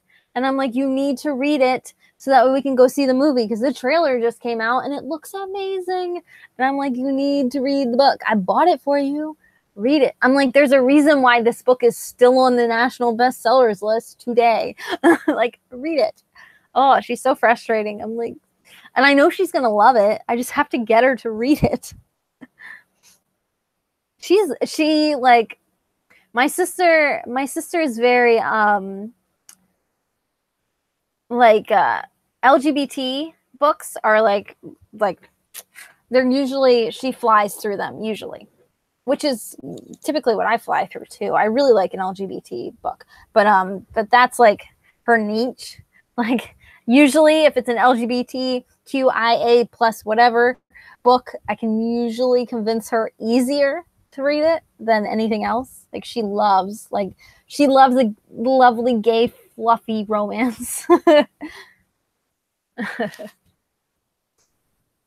Yeah, she got me Love, Simon. She's awesome. My sister's really cool. We used to like fight all the time when we were younger, but now we bond over little things like that. I'm 103rd in line for Simon. Oh my goodness. You're getting closer. This close. That's ridiculous. It probably doesn't help that the movie just came out. So like it's like probably so backed up because of the movie.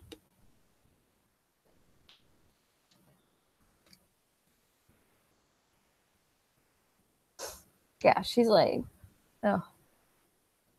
Save $5, spend $95. Yeah, that's like what will happen. It's so bad. Oh, you're reading The Hate You Give in July? Finally? Yes. Oh, it's so good. It's so good. I want to reread it before the movie comes out. I'm going to probably read it like a month before the movie comes out usually. That's what I do. But yeah. Or I could do what I did with Love, Simon and reread Simon vs. Homo Sapiens Agenda the night before. The Hate You Give is a great book though. It really is. There's a reason why it's been on best-selling lists. It's really good. I don't know how I'm going to feel about her new book though. Like I didn't even pre-order it yet. I'm sure it's going to be great, but I think it's more centered around like hip hop music. I think I'm not 100% sure, and rap. And I feel like a lot of the references are probably going to go right over my head because like rap is not my strong suit. So I don't know. We'll see. I do want to read it, but I haven't pre-ordered it yet. I'm probably just going to wait to see what other people think.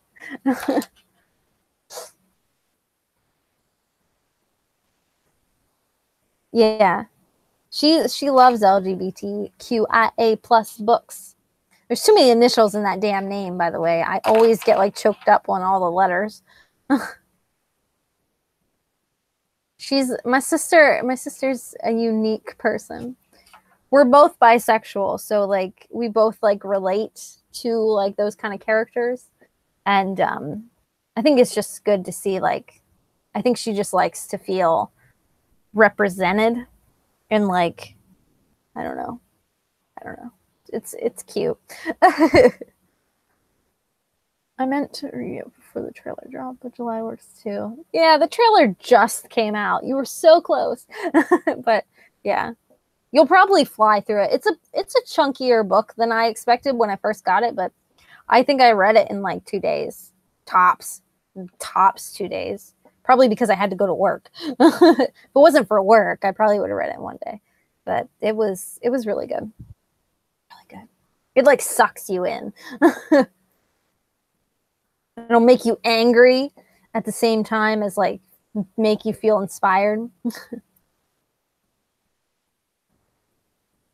Yeah, I feel like an author, especially an author like that, like Angie Thomas has been on the best-selling list for how long? Like it's it's got to be so much pressure writing a second book. Like it's got to be so tough for her. Like, oh, I can't even remember imagine like stress she's under trying to like top her first book because that first book has made such an impact. I mean, it was optioned for a movie before it even was published. Like, that's nuts. I like that's crazy.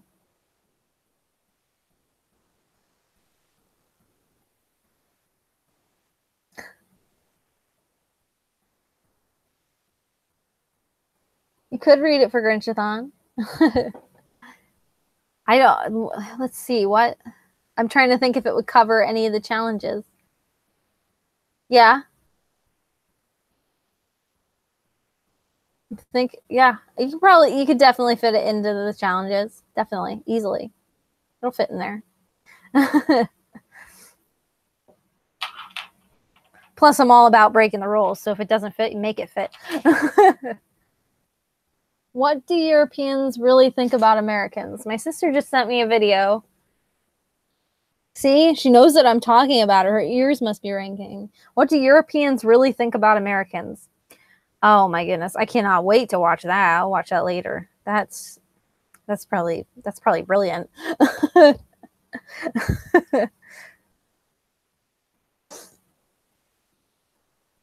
Oh yeah, did I tell you the dates? I didn't tell you the dates for Grinchathon. I am going to put up an announcement video. I'll probably put it up tomorrow. I was going to wait until July 1st to put it up, but screw it. I'm probably going to put it up tomorrow. Let's be real. Either tomorrow or the next day. Because it's already edited and everything. I just have to put it up. It's weird with like readathons though. Like I want to put the announcement up close to the readathon, but not too close and not too far away because then you forget about it and blah, blah, blah, blah. But it's going to be taking place. See, you get all the spoilers because because you show up to my live show. That's all it takes. I think, yeah, it's going to be running from the 22nd to the 28th because Christmas in July is smack in the middle of there. That's why I did it that week. And there was no other readathons that I knew of that like were overlapping. I think it's right after Biannual Bibliothon ends. So, and it's before Booktubeathon starts. So it was like right smack in the middle. Yeah. Well, I already have, like I said, I already have challenges written for the next 3 rounds. I'm going to do this round in July. I'm going to do a round. See, you're getting all the spoilers because you're special. There's also going to be a round in September, but since I'm going to be going to school during that, it's going to be a light round, which I already have challenges planned. It's going to be a light round. It'll still be a week, but it's going to be like the challenges are more like based around reading smaller things kind of thing. You'll see. It'll be really fun. But so I got September, so July, September, and then December. So I'm really excited. I have all the challenges already made and it feels good. Yeah. Well, I figured since I'll be in school, and Catherine mentioned, because there's in one of the books that we read, I can't remember, I think it was The Reptile Realm, it like mentions how September is close to but not near enough to October, to Halloween or something. I don't remember what the specific thing it said, but she said, I remember she quoted and she said that that's a perfect time for a Grinchathon round, hint hint. So now I'm going to do a Grinchathon round. So like I felt obligated then, and then I'm like, you know what, I'll do a light round.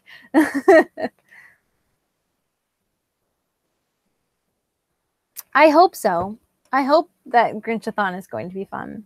I work really hard to like okay, I don't work that hard, let's be real. But I do like really, I take it seriously. I really do like to make it fun. Like as long as people have fun, I really don't care what people read or if they read at all, but as long as people have fun, that's the whole point. And the challenges, I work really hard to like, the challenges that I created in like while I was in Turkey, I like, they're on point. I put a lot of thought in them. That's like people some people just make like super generic challenges, and I'm like, I try really hard to put some thought into these ones.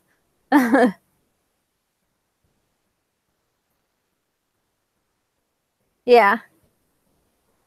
It's like close to Halloween, but not close enough. So it's like perfect time. Oh my goodness. I'm excited for Booktubeathon because that happens at the beginning of August, which is perfect because it's right before I start school. I'm excited for that because Booktubeathon was the first readathon I ever participated in.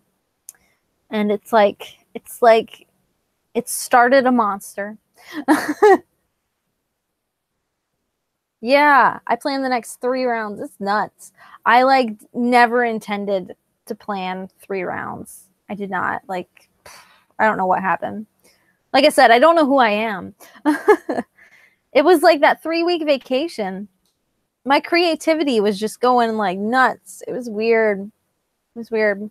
I planned, like I said, I planned the next 3 rounds of Grinchathon, and I started writing a book. I don't know what happened, but it was very good for me, whatever it was. I appreciate it. Thank you, Turkey. Oh yeah, Booktubeathon's nuts. It's like the biggest thing. That's crazy. You probably were. I'm just kidding. I didn't participate the first round. I think that I saw of Booktubeathon, I didn't participate in, but I think I participated in the next round after that. But after that, I was done. I was hooked. I'm like, readathons are for me. They're so much fun. They really are. I love them. I love it. I like that there's so many challenges and fun stuff going on and giveaways and it's just fun. Yeah, the video challenges are really cool. I usually participate in the ones that like I can do. I don't like things that have skits. I don't do skits. I don't do lip syncing of songs. That's weird. I don't like that. I don't like pretending to be another character or something. I'm really weird about that. Like, I don't like acting. It's just weird. Yeah, that could be a channel name. There you go. Someone who needs a channel. Hooked on readathons. There you go. But I'll do like anything that involves like art or crafts. I'll try to do like readathon, like video challenge wise. I like the spinal poetry. I like that one. Stuff like that. There was a challenge last round where you had to like make a monster. That was fun. I'll do stuff like that, but I won't do like the acting stuff. And lip syncing videos are like the cringiest thing to me. I can't handle them. I can't even watch them. They just hurt to watch. It's like, that sounds terrible. I'm a terrible person, but I'm not afraid to admit it hurts to watch lip sync videos. Like I just can't. They're so cringy. I just hate them. So cringy. That's like Biannual Bibliothon does a lot of stuff like that. Like they do video challenges as well. I didn't even look to see what their video challenges were for this round of Biannual Bibliothon. I don't know. It really annoys me because they put up their video challenges, but didn't put, which makes sense, so that people can plan their videos and do them ahead of time. But they put up their video challenges, but they didn't put up their book challenges yet, like the reading challenges. I'm like, that's the only thing I care about. Oh my goodness. Yeah, they do a lot of fun stuff like that. Sometimes they do book dominoes. Book dominoes is really fun. I did like a spiral on the floor. They're really fun. Hard. Book dominoes are harder than I thought they were going to be. Nuts. I like watching everybody else's like challenges like that. That's like really cool stuff. I have like all those videos are up somewhere. Making a monster was the funnest thing. Funnest thing. That's proper grammar. I'm writing a book. It was like, I think you got like 30 seconds. I think it was Booktubeathon. It was either Booktubeathon or Biannual Bibliothon that it was a challenge. I think Booktubeathon. You got like so many seconds to find certain words, like your monster's abilities. And then you also got like a couple words to find, like a couple seconds to find like his name or something. And then you had to draw him out. You got like a couple seconds to draw him. I still have mine somewhere. I don't know where he is. He was like something weird. Oh, here he is. Here he is. Fog the Many-Eyed Pirate. He's very great. Like, look at that drawing. Like, it doesn't get much better than that. I mean, that is artistry right there. That was really fun. Because you only had a few seconds. You really had to, like, draw. I wanted to make, like, after I drew him, I, like, wanted to make, like, a whole entire children's series about him. He's adorable. And actually draw him properly. He was, like, so quick.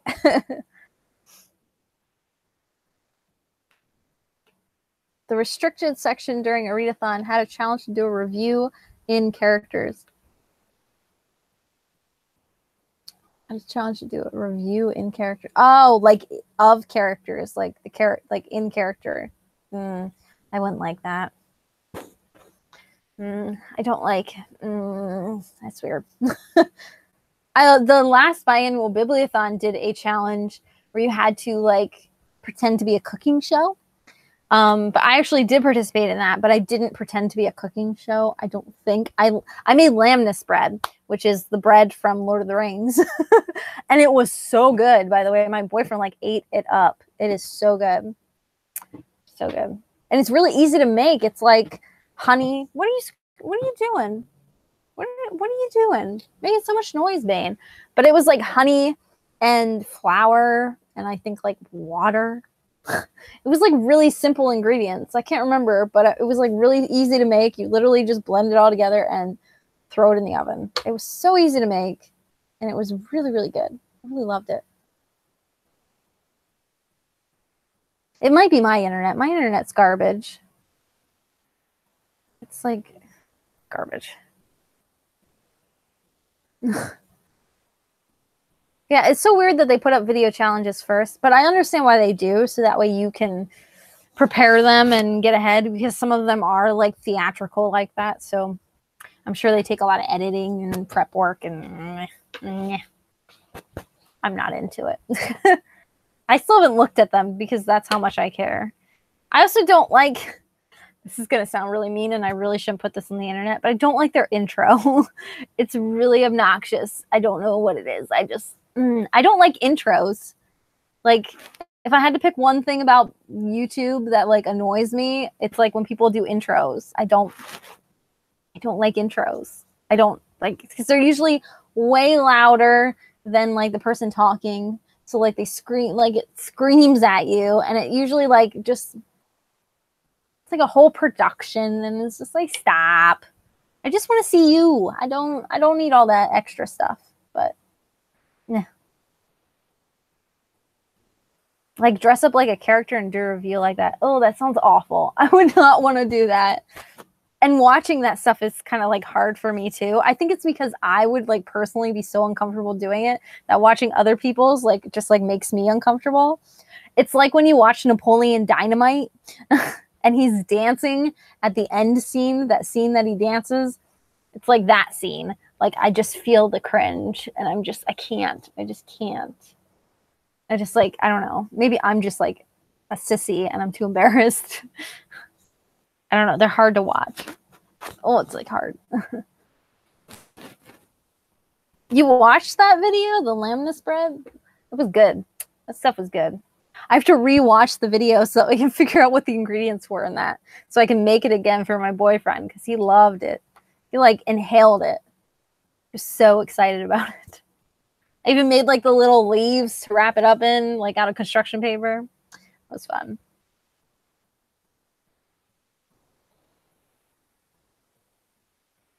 My internet's always spotty, so don't worry about it. Internet's garbage. We pay a lot for it too. That's the great part. When you pay a lot for great, crappy internet. Yeah, the dressing up character, maybe not play along. Yeah. I can't like do the dressing up, and I don't mind the artsy stuff, like the crafts and drawing and doing crafts and stuff. That stuff I'll get behind, but like, I'm not gonna do skits or any of that stuff. No, that's not me. It's just not who I am. I just can't do it. I just can't. That's why, like, for like biannual Bibliothon and Booktubeathon, I just pick and choose what like videos I'll do. Like if it's something like that, I'll just skip that video that day. Like I just won't do it that day. I just pick and choose which ones I actually want to do.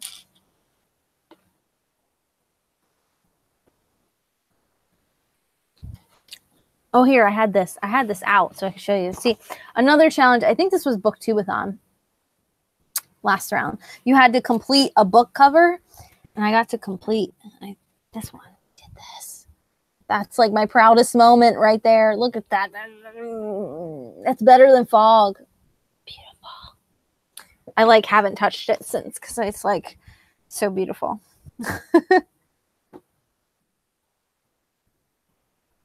It's so beautiful. That part, that like challenges like that, I'll get behind. I suck at art, but like I can get behind. I can get behind an art challenge. Here's where I tried to draw a TARDIS. I never finished it though. I was like drawing. I was doing like the highlighting. Not the highlighting, the coloring. I was coloring it in, and I kind of stopped. It's beautiful though. I think I've already been through this book before. I really like that TARDIS though. I really should have finished it. But yeah. Which one? The drawing. The completing of the book thing. I really it took me forever. Oh my goodness. I'm like I really can't draw. So like when I do stuff like this, I'm like a perfectionist. Like it's ridiculous. Like it took me forever. But like it looks really nice. And I even shaded it and everything. How I didn't win this challenge. I mean, come on. No, I'm just kidding. There were some amazing ones. People do some really crazy stuff. Like they'll take like a book cover and they'll just like turn it into something else. Like they'll add stuff to it and it's nuts. People are crazy. I hope they bring that challenge back because it's really cool. It's really neat. I really like that. I know you're into art, so that's why I've like brought it up. It's really cool. It was a fun challenge. I hope they do that again. I totally should have won. I don't even think I was noticed. I'm usually not. It's my luck. It was fun though. I really liked it. You should have seen some of them. They were nuts. I hope they do that challenge again because they like crazy what some people can come up with. Because there are a lot of books that are like that, like that you can complete the cover, like here, like you could draw the rest of the body. Like people could really, you can do a lot of fun stuff. Of course, I can't see anything any nearby me, but they like to make like half ladies on covers a lot. You could draw like the whole rest of the lady, stuff like that. All kinds of fun stuff. I know you're into art. That's why I mentioned it. Speaking of which, I was totally thinking of you today. Totally thinking of you. We should do someday, like when I'm not in school, we should do a like a readathon, but like for crafts. We should do it. You know how they have like viewathon, but like for crafts, we should do that because you're all artsy. And I don't do enough art. Be so much fun. Oh my goodness, just so much drawing, and like there could be like prompts and challenges and like, oh my god, craftathon. Yes, exactly. Oh my goodness, it would be so fun. We should do it. We should do it. See, I knew you'd be for it too. We should totally do it. I gotta like wait until I'm like not at school though. maybe my first like break, whenever my first like break is, I'll have to look that up on the calendar, and we should do it over like my first break. Right? See, I knew you'd want to do it. I'm like, that would be amazing, and I know the person that would be amazing to co-host it with. Because I don't do enough like crafts, like that drawing and stuff. Like I need like a prompt to like initiate the drawing. Like I would never did that drawing if it wasn't for Booktubeathon being like, hey, draw this. And I'm like, okay, I'll do it. It's like, see, that's what I need. I need like a prompt thing. Okay, I will message you on Twitter, and we will make this thing. I'm like, I don't know what brought it about. See, my creativity juices are flowing. It's turkey, man. Turkey like inspired me. I was just randomly thinking about it today, and I'm like, I really want to do like crafty stuff, and I really want to like keep my creative juices flowing, and I want to do art, and I want to do fun stuff, but I can't because I'm weird and I need prompts. I'm like, Shannon would be perfect for this.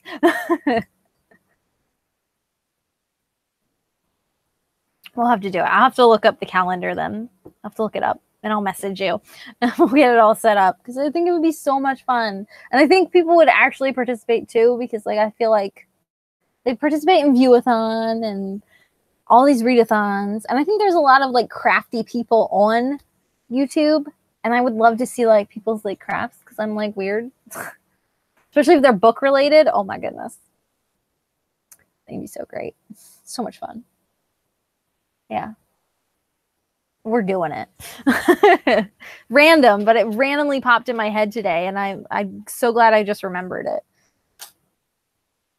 Thank you, Booktubeathon, for reminding me the drawings. Yeah, the friggin' vacation was amazing. It was everything. It inspired me so much. I need to take more vacations like that one. It was weird because like I said, I take vacations every year, and we usually travel overseas every year. Like we usually go to Europe, but like this time was like our first huge trip. Like this was 3 weeks. So it was like, I don't know if that 1 week made a difference. I don't know. I don't know if it was Turkey in general that made a difference. I don't know. But the trip was amazing, and I was super inspired, and that's a good thing. I don't know.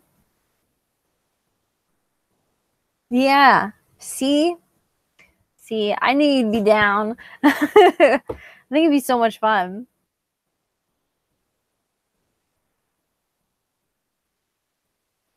It's like a blast. I just want an excuse to draw too. Like I just want to draw. Because like I said, I'm not the best drawer, but like if I have a prompt, I'm really like focused on it, and I really have to like finish it and make it perfect.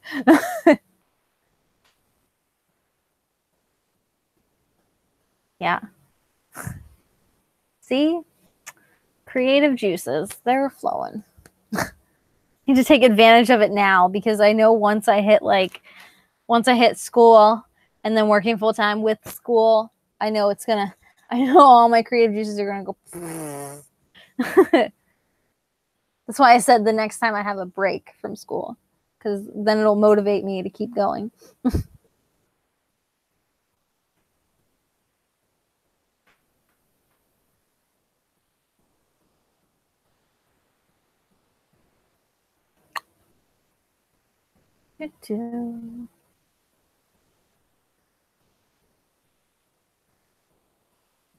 What else?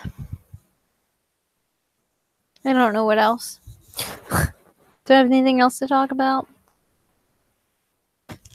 I'm really excited for Grinchathon.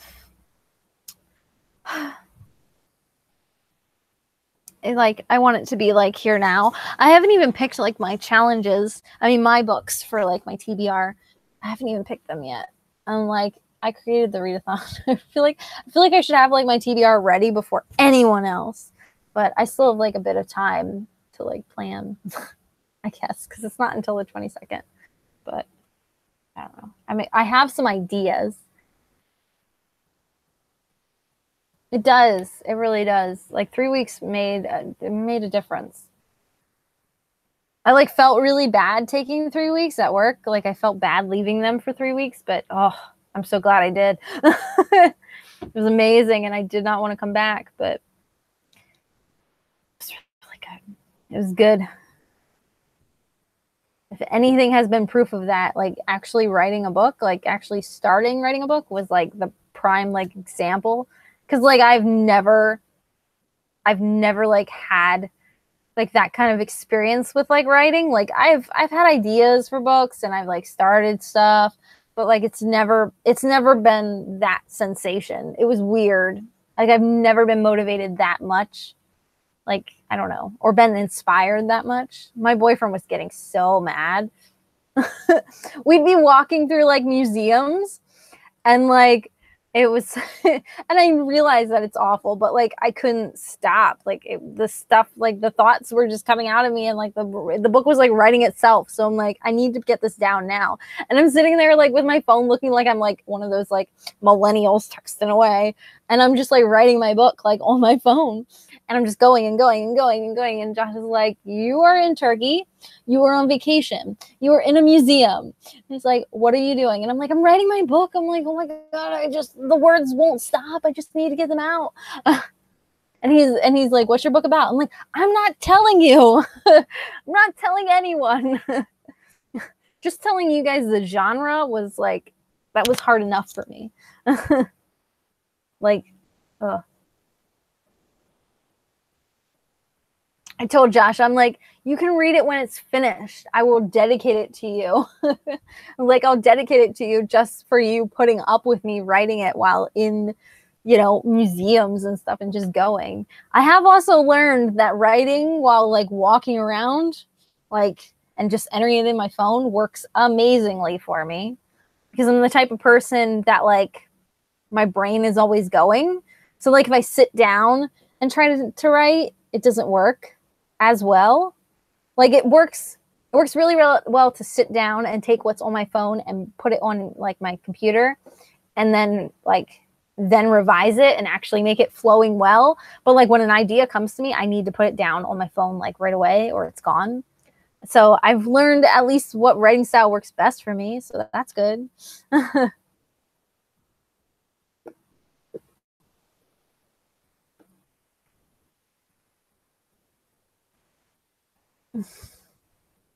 I do. I have so much time. Yeah. I don't know.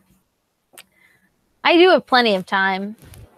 I was going to participate in Tome Topple, but I still don't know if I'm going to participate or not. I did download a book. I have the Goldfinch like on my physical TBR. I don't know where it is. I think it's in my bedroom.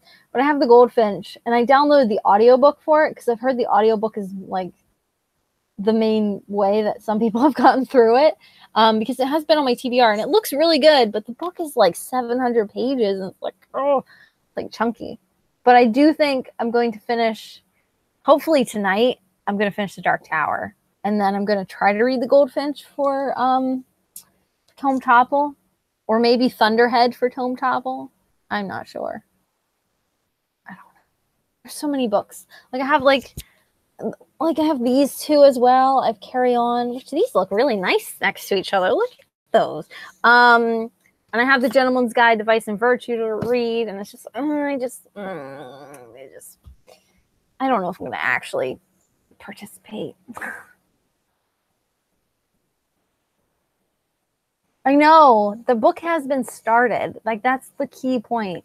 And the really good thing is every time I reread it, like what I've already wrote, I write more, like after I reread it, which I think is a very good sign, because I'm not like, it's good. I'm not getting like writer's block or anything. Like when I read something, I want to write more to it.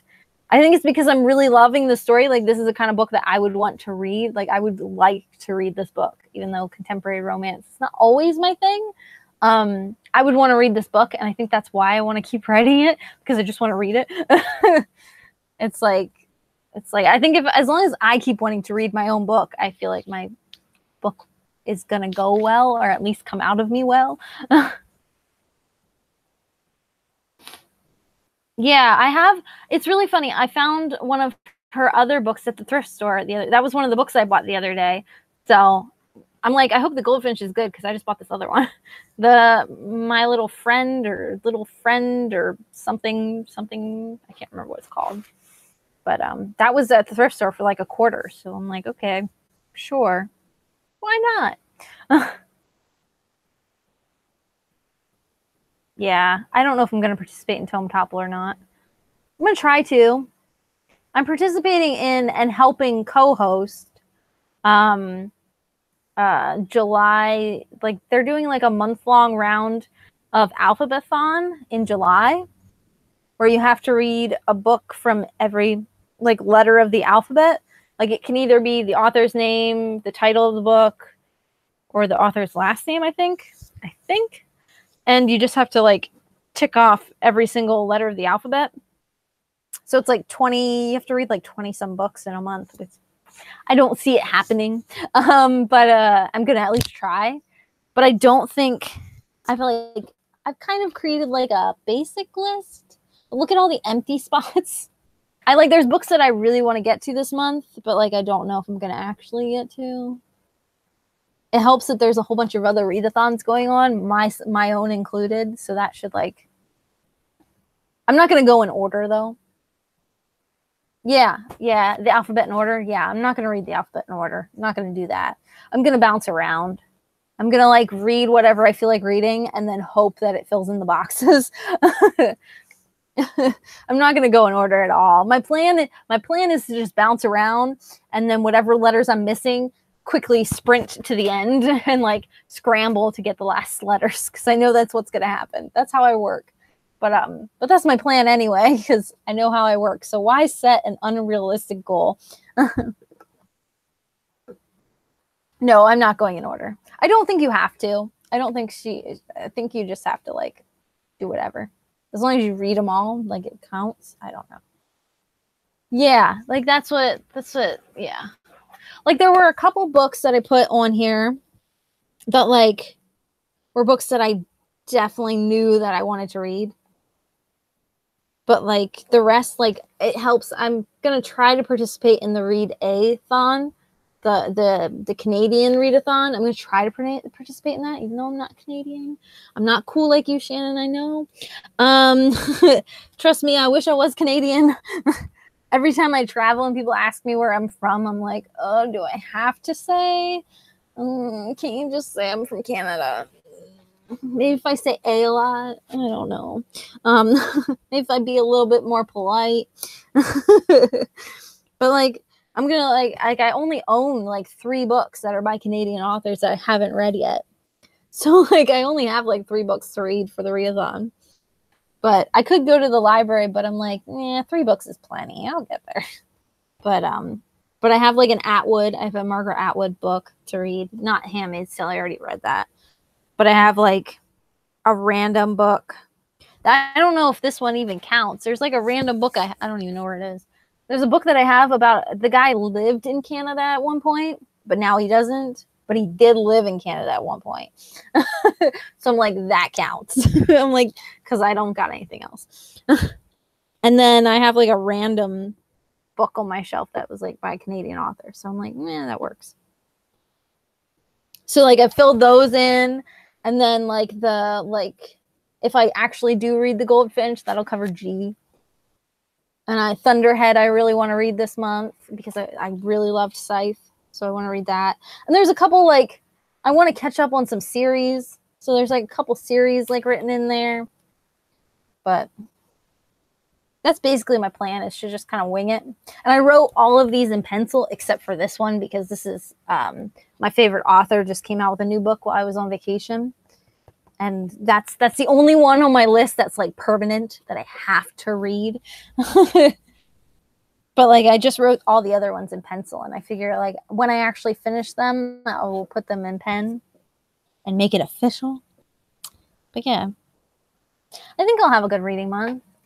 Well, last month, May, I didn't read much. I did okay.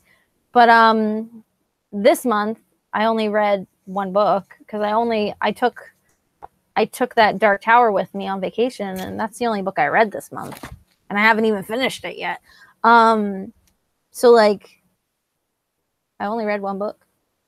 So I don't know. So hopefully this next month is good, because I know that when school is starting, I'm not sure what's going to happen to my reading. So hopefully it stays okay. I'm excited. I have so much going on. Yeah, you should just try it to do the alphabet-thon. Just wing it like I am. All I did was just write out the alphabet, and then I'm just, like I said, I'm just going to fill in what books that I get to and what I don't. I'm not going to push myself to go nuts. Like, if I complete it, I complete it. But either way, it's like cool. I think it's cool just to see what books that you end up reading that cover it. I think it helps that like you can do author name or last name of author and book name, and I think that helps. But I should be pretty good. I might scramble for like a Z. Z's are going to be weird. Like some of those letters are going to be like towards the end of the alphabet will be weird. Yeah, there you go. Right, A to Z like on the fridge or something. Yeah, and just wing it. Just see how many like books, just like how many. I think it's cool. I think it's fun thing that, man, I would do this like every month. That would just be fun to just do every month, just to see like how many books you read then and how they correlate with like the alphabet. It's kind of interesting.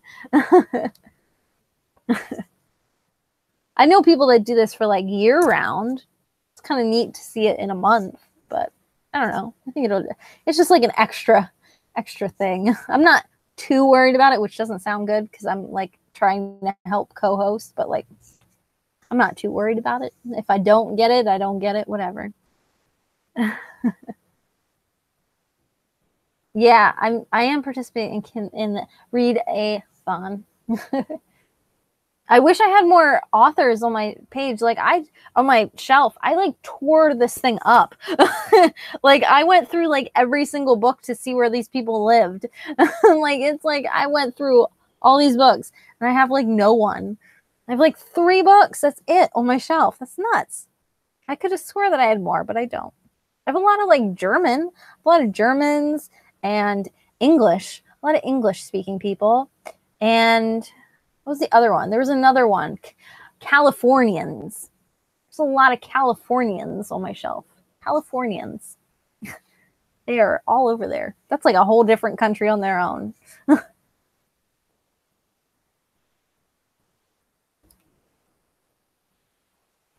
Yeah, there's like, I don't think I'd want to do this every month for real, but I think it would be interesting maybe to go back and look, maybe not like actually focus on it.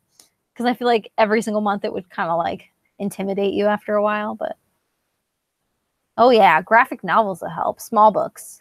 I have quite a few small books that I want to get to this month anyway, so like they'll help.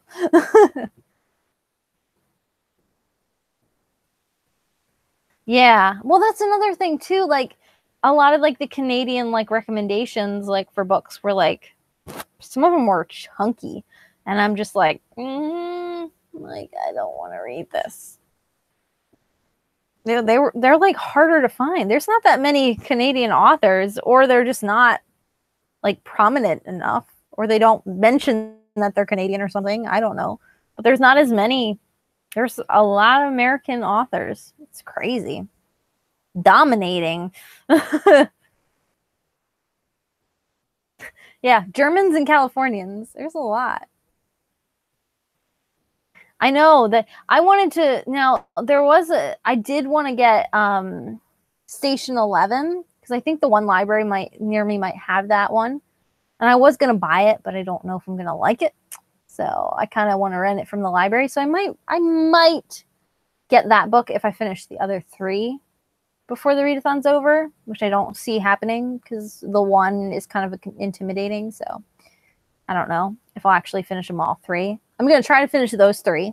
And then, yeah, if I do and I still have time left over and I'm still participating, then I think I'm going to go to the library and see if they have Station 11 because I've heard amazing things. Yeah. Yeah, I've heard amazing things about Station 11, and I think it's a smaller book. I'm not sure. I haven't seen it in person. I think I saw it in the video once where someone actually had the physical copy, and I think it's smaller, but I might be confusing it with another book.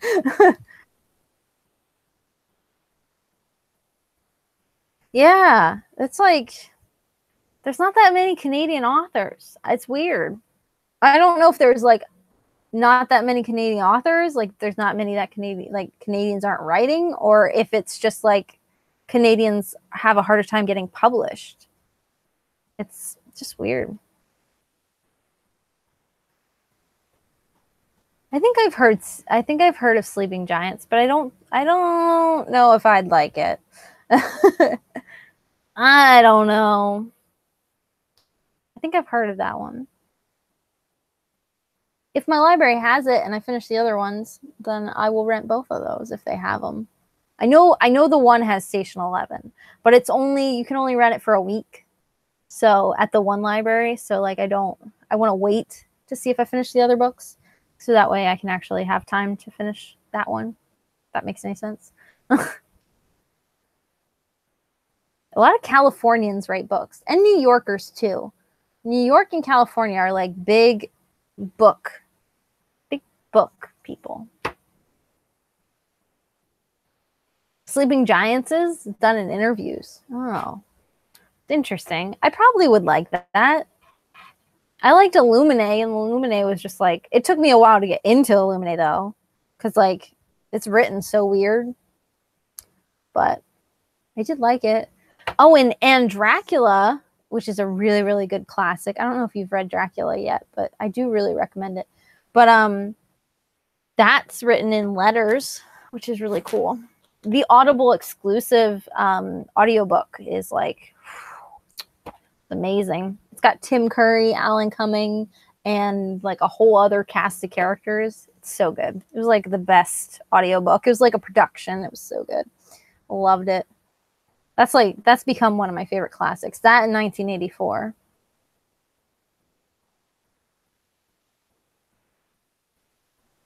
Oh yeah, that's right. I guess Canada, yeah, the population. I always forget, like the population's like nuts in the US. Dummies keep popping out babies.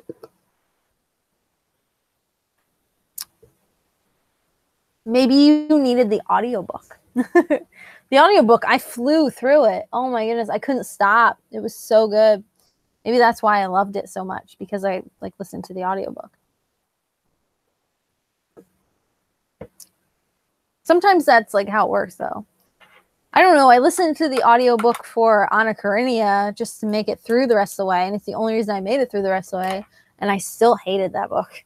I hated it. So awful. I like want to encourage people to read it because that way I can talk about it and vent. But like, I also don't want you to waste your time. Because it's like 800, like over 800 pages of just time wasting. It's just not worth it.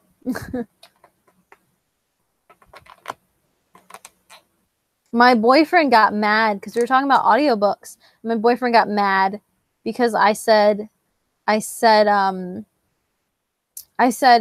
about audio. I was talking about audiobooks, and I said about reading audiobooks, and he got mad at me. He's like, "You're not reading, you're listening. You're not reading a book. You're listening to someone else read it to you." And he got mad. He's like, "That doesn't count as reading a book." And I'm like, "Yes, it does." I'm like, "You're still listening to the book." I'm like, "It's still a book." I'm like, "So are you saying that people who are blind can't read books?" I'm like, "'Cause that's mean." He's like, "No, they're not reading, they're listening." And I'm like, "Oh," I'm like, "Yeah, you're listening, but it's still a book. You're still absorbing the story." Made me so mad. I used to, which is funny because I used to think that way before I started listening to audiobooks. I'm like, is it really reading a book? But I mean, you're still absorbing the story. As long as you're like actually listening and you're still absorbing the story and getting, you know, it counts. It counts. Whatever. You should just take it off your list, Shannon. It's not worth it. I do really recommend, again, it's an Audible exclusive though. Just use an Audible free trial and just like listen to all these audiobooks. But it's read by Maggie Gyllenhaal, I think. The Audible exclusive one. That's the only reason I got through. She's the only reason I got through it. Would have never made it through without dear old Maggie. Because it was rough. Well, it's a rough book. I did read at least half of it physically. I physically read at least half, and then I hit a wall. And then I heard the audiobook was amazing, so I downloaded the audiobook just to try it. And it's actually the first audiobook I've ever downloaded. And it was amazing. It was amazing. It helped so much. The book itself sucks, but the audiobook experience was amazing compared to reading it. Just so much quicker and just so much easier.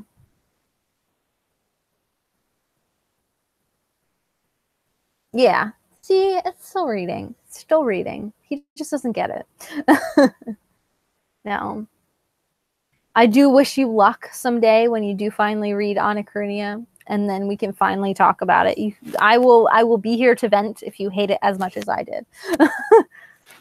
But knowing my luck, you'll love it, and I'll just be like, God damn it.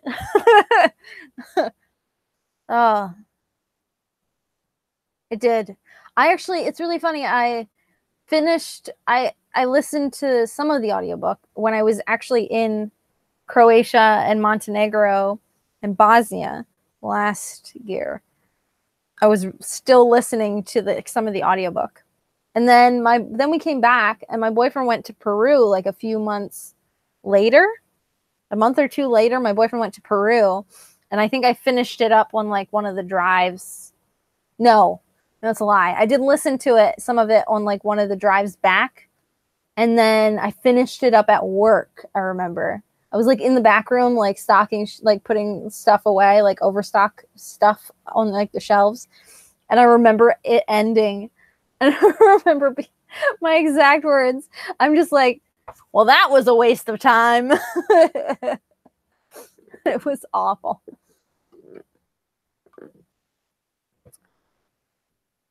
See, I feel like I should have read War and Peace first, because a lot of people really like War and Peace, but I don't hear as much about Anna Karenina. So I don't know. Maybe I should read War and Peace first. Maybe I should have. I don't know, because I'm like scared to read War and Peace now, because Anna Karenina was such a bad experience. I don't know. It's just so long. And I feel like the book could have been cut in half. Heck, it could have been cut in like a third, and like a third of that book could have actually been the story, and like that could have been plenty. And I didn't like the ending. I didn't like the middle part. I didn't like the beginning. I didn't like any of it. It's all garbage. Yeah, see, that's what I mean. Like, that's like even more of a commitment than Anna Karenina was. Like, so like, I don't know. Someday I'll just download the audiobook. It's just so much. It does feel good when you finally finish like those big ones, though, like those big books. They're like chunky. Nuts. Oh my goodness. I don't think I have anything else to talk about. I don't think so. I do have an update video that I have to edit someday. I think that's going to go up tomorrow.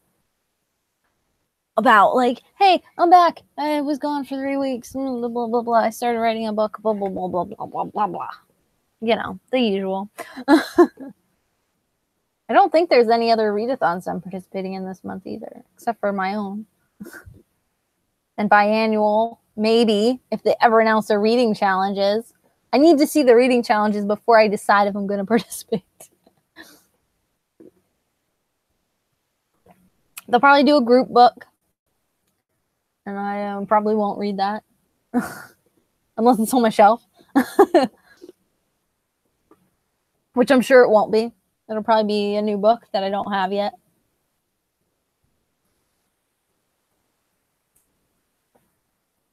I don't know. I hate when people do, I don't know. Group books are weird because I usually only do it if I have them. I do, there is like a hot mess readathon, hot mess like book club or something they're called. I don't know. I follow them on YouTube a little bit, and I follow them on Twitter, and they're reading, I just bought it. I literally just bought it. They're reading this book, The Seven Husbands. I got this for $4 at Ollie's. See, good stuff cheap. But I do really want to read this because it's supposed to be like a bisexual rep. So I don't know. I really want to read this. I've heard it's great. I don't know, but we'll see. It's probably not a Canadian author though. No. Doesn't even say where. Oh, lives in Los Angeles. There you go. Told you, Californians. It's a beautiful book though. I really love this cover. I saw it at Ollie's and I like freaked out. I got it right before I went on vacation because I had a coupon that arrived in the mail right before I got on vacation, and I'm like, "Are you serious?" Like.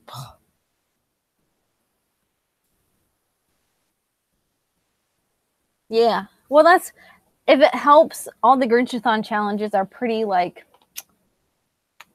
Like you can manipulate them very well to fit whatever you want to read, kind of thing. And you know that I love to stack a challenge and do whatever, you know, but it's all about having fun and taking it easy. Yeah, right? Like that's me too. Like the group books and stuff I never get, but I know they're reading this book, that those people are reading this book. And like I just happened to buy it. Like it just, I'm like, okay, maybe I'll read it for this readathon. Yeah, I don't know. Yeah, it does. It has a buy rep in it, which I didn't know either. Like when I first saw this floating around, and then people were talking about it and how it has a buy rep, and I'm like, what? I didn't know at first though. But it does look really good. It looks like it'll be an easy read. Yeah, the cover is gorgeous. It's beautiful. It's like even more beautiful in like person. Like, and oh, I love the gold too. It's got like the gold and like it's like you can't really see on camera, but it's like an emerald green. It's a really pretty book, and it only cost me $4. $4. I got a whole bunch of that's something I need to do too. I have a haul to record. I got to record tomorrow. I got lots to do, but the day off. That's the day off. I also saw that they're you haven't read Harry Potter yet, I don't think, right? So you probably don't care. But I saw that these are only UK like exclusive, these new like 20-year anniversary editions of these, the Harry Potter books, like the house editions. But I just saw they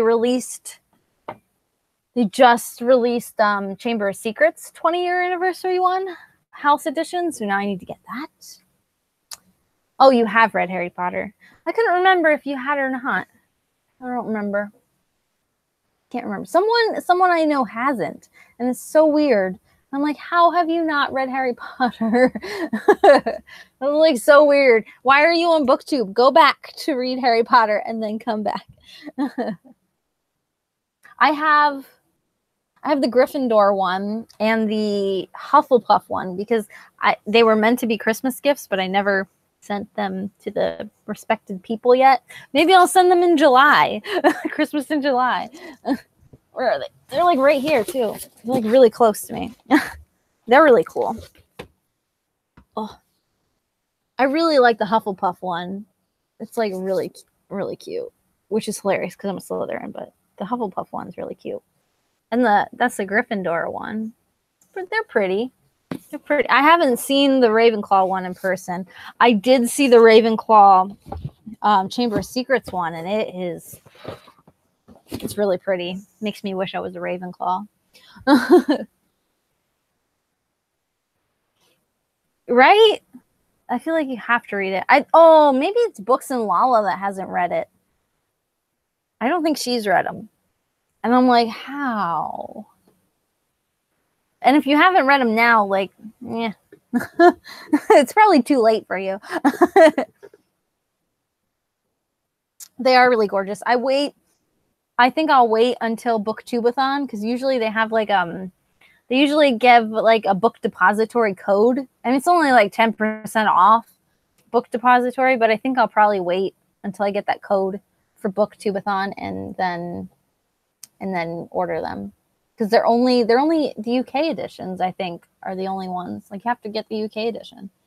And Book Depository is like one of the only places that does like free shipping for UK editions and stuff. So, which is good because there's a UK edition of 1984 that I saw in the airport in Istanbul right before we left. It took everything inside of me not to buy it.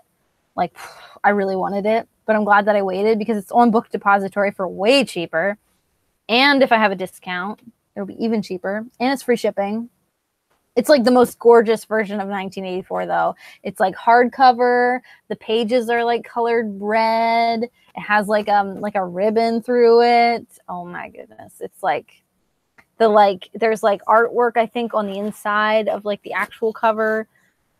It's beautiful. It's a beautiful, beautiful edition. And I'm like, I really hope this is like on Book Depository. And we landed in JFK in New York. We landed in New York, and the second, like we're on our way to get our rental car, like we're riding the little plane train or whatever, the metro thingy, on our way to get the rental car. And the first thing I did was look on Book Depository to see if they had that book. I'm like, I need to know now. It's driving me nuts. The second I had data, I'm like, I need to know.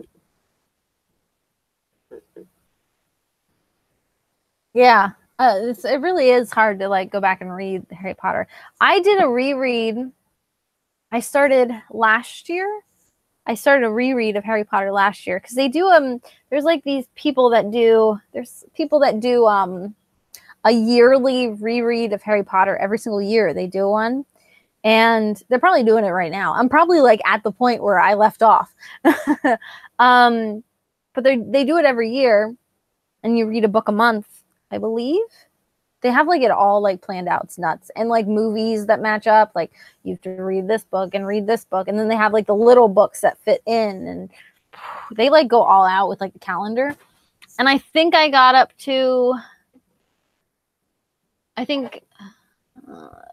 yeah, I have this one, The Half-Blooded Prince. And this is the next one that I have to read, I think. Yeah, because the Order of the Phoenix, yeah, was the last one. Order of the Phoenix, Harry Potter is just a whiny big baby in him. And I want to punch him in his face.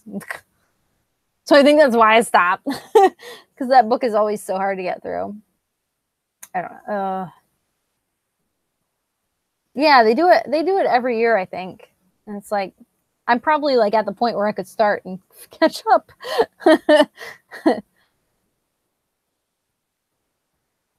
It's hard. It's a hard series to get back through.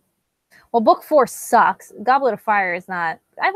Okay, let me rephrase that. The Goblet of Fire is good, but it's just, I don't know. The movie is terrible. I think that's why. Like, The Terrible is so bad. It's so bad. The movie is just, it's so bad. Like, ruins the story for me. And then, like, yeah, The Order of the Phoenix, Harry Potter is just, like, on his period the whole book. He's just a big, whiny baby, and I just want to pop him in the mouth. But I don't know. I can't even remember the last, like, couple books. Like, the last two books? 3 books? I can't remember the last of them. Like, what happens. Because it's just been so long. Like, I know the main huge events, but, like, a lot of it, I'm like, I can't even remember. I should read those for Tome Topple, but I don't want to.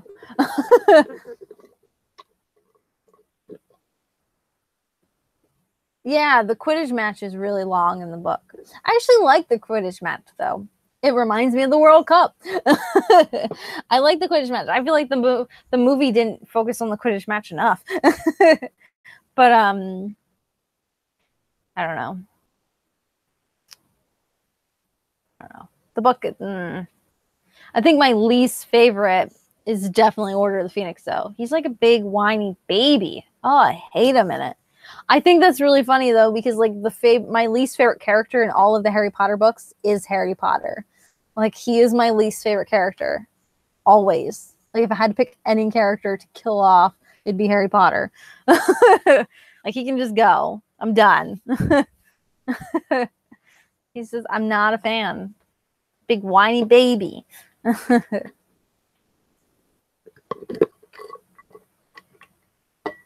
My goodness. Yeah, they're big books, but I just don't want to read them. Why are people asking me at like 9 o'clock at night how my day is going? It's over. How do you think it went? Oh my goodness. All right. I guess I should probably yeah, I have to go too. I should probably go. It's like 10 o'clock at night. Oh my goodness. Oh, I should probably go read go to bed, and so I can actually film videos for tomorrow and upload stuff and all that fun stuff. My goodness. I've been talking for too long. My imaginary watch. All right. I'm going to go. You should go. Goodbye. It was good chatting with you as always and all that fun stuff. Oh yeah, go. Install the AC. Go for it. That's important. I will see you in the next video. I still have to schedule the live show, but we'll figure it out later. I'll message you about our craft along and all that fun stuff. Go install your AC. Go for it. Go. Goodbye. It was a great chat. See ya. It always is. Goodbye.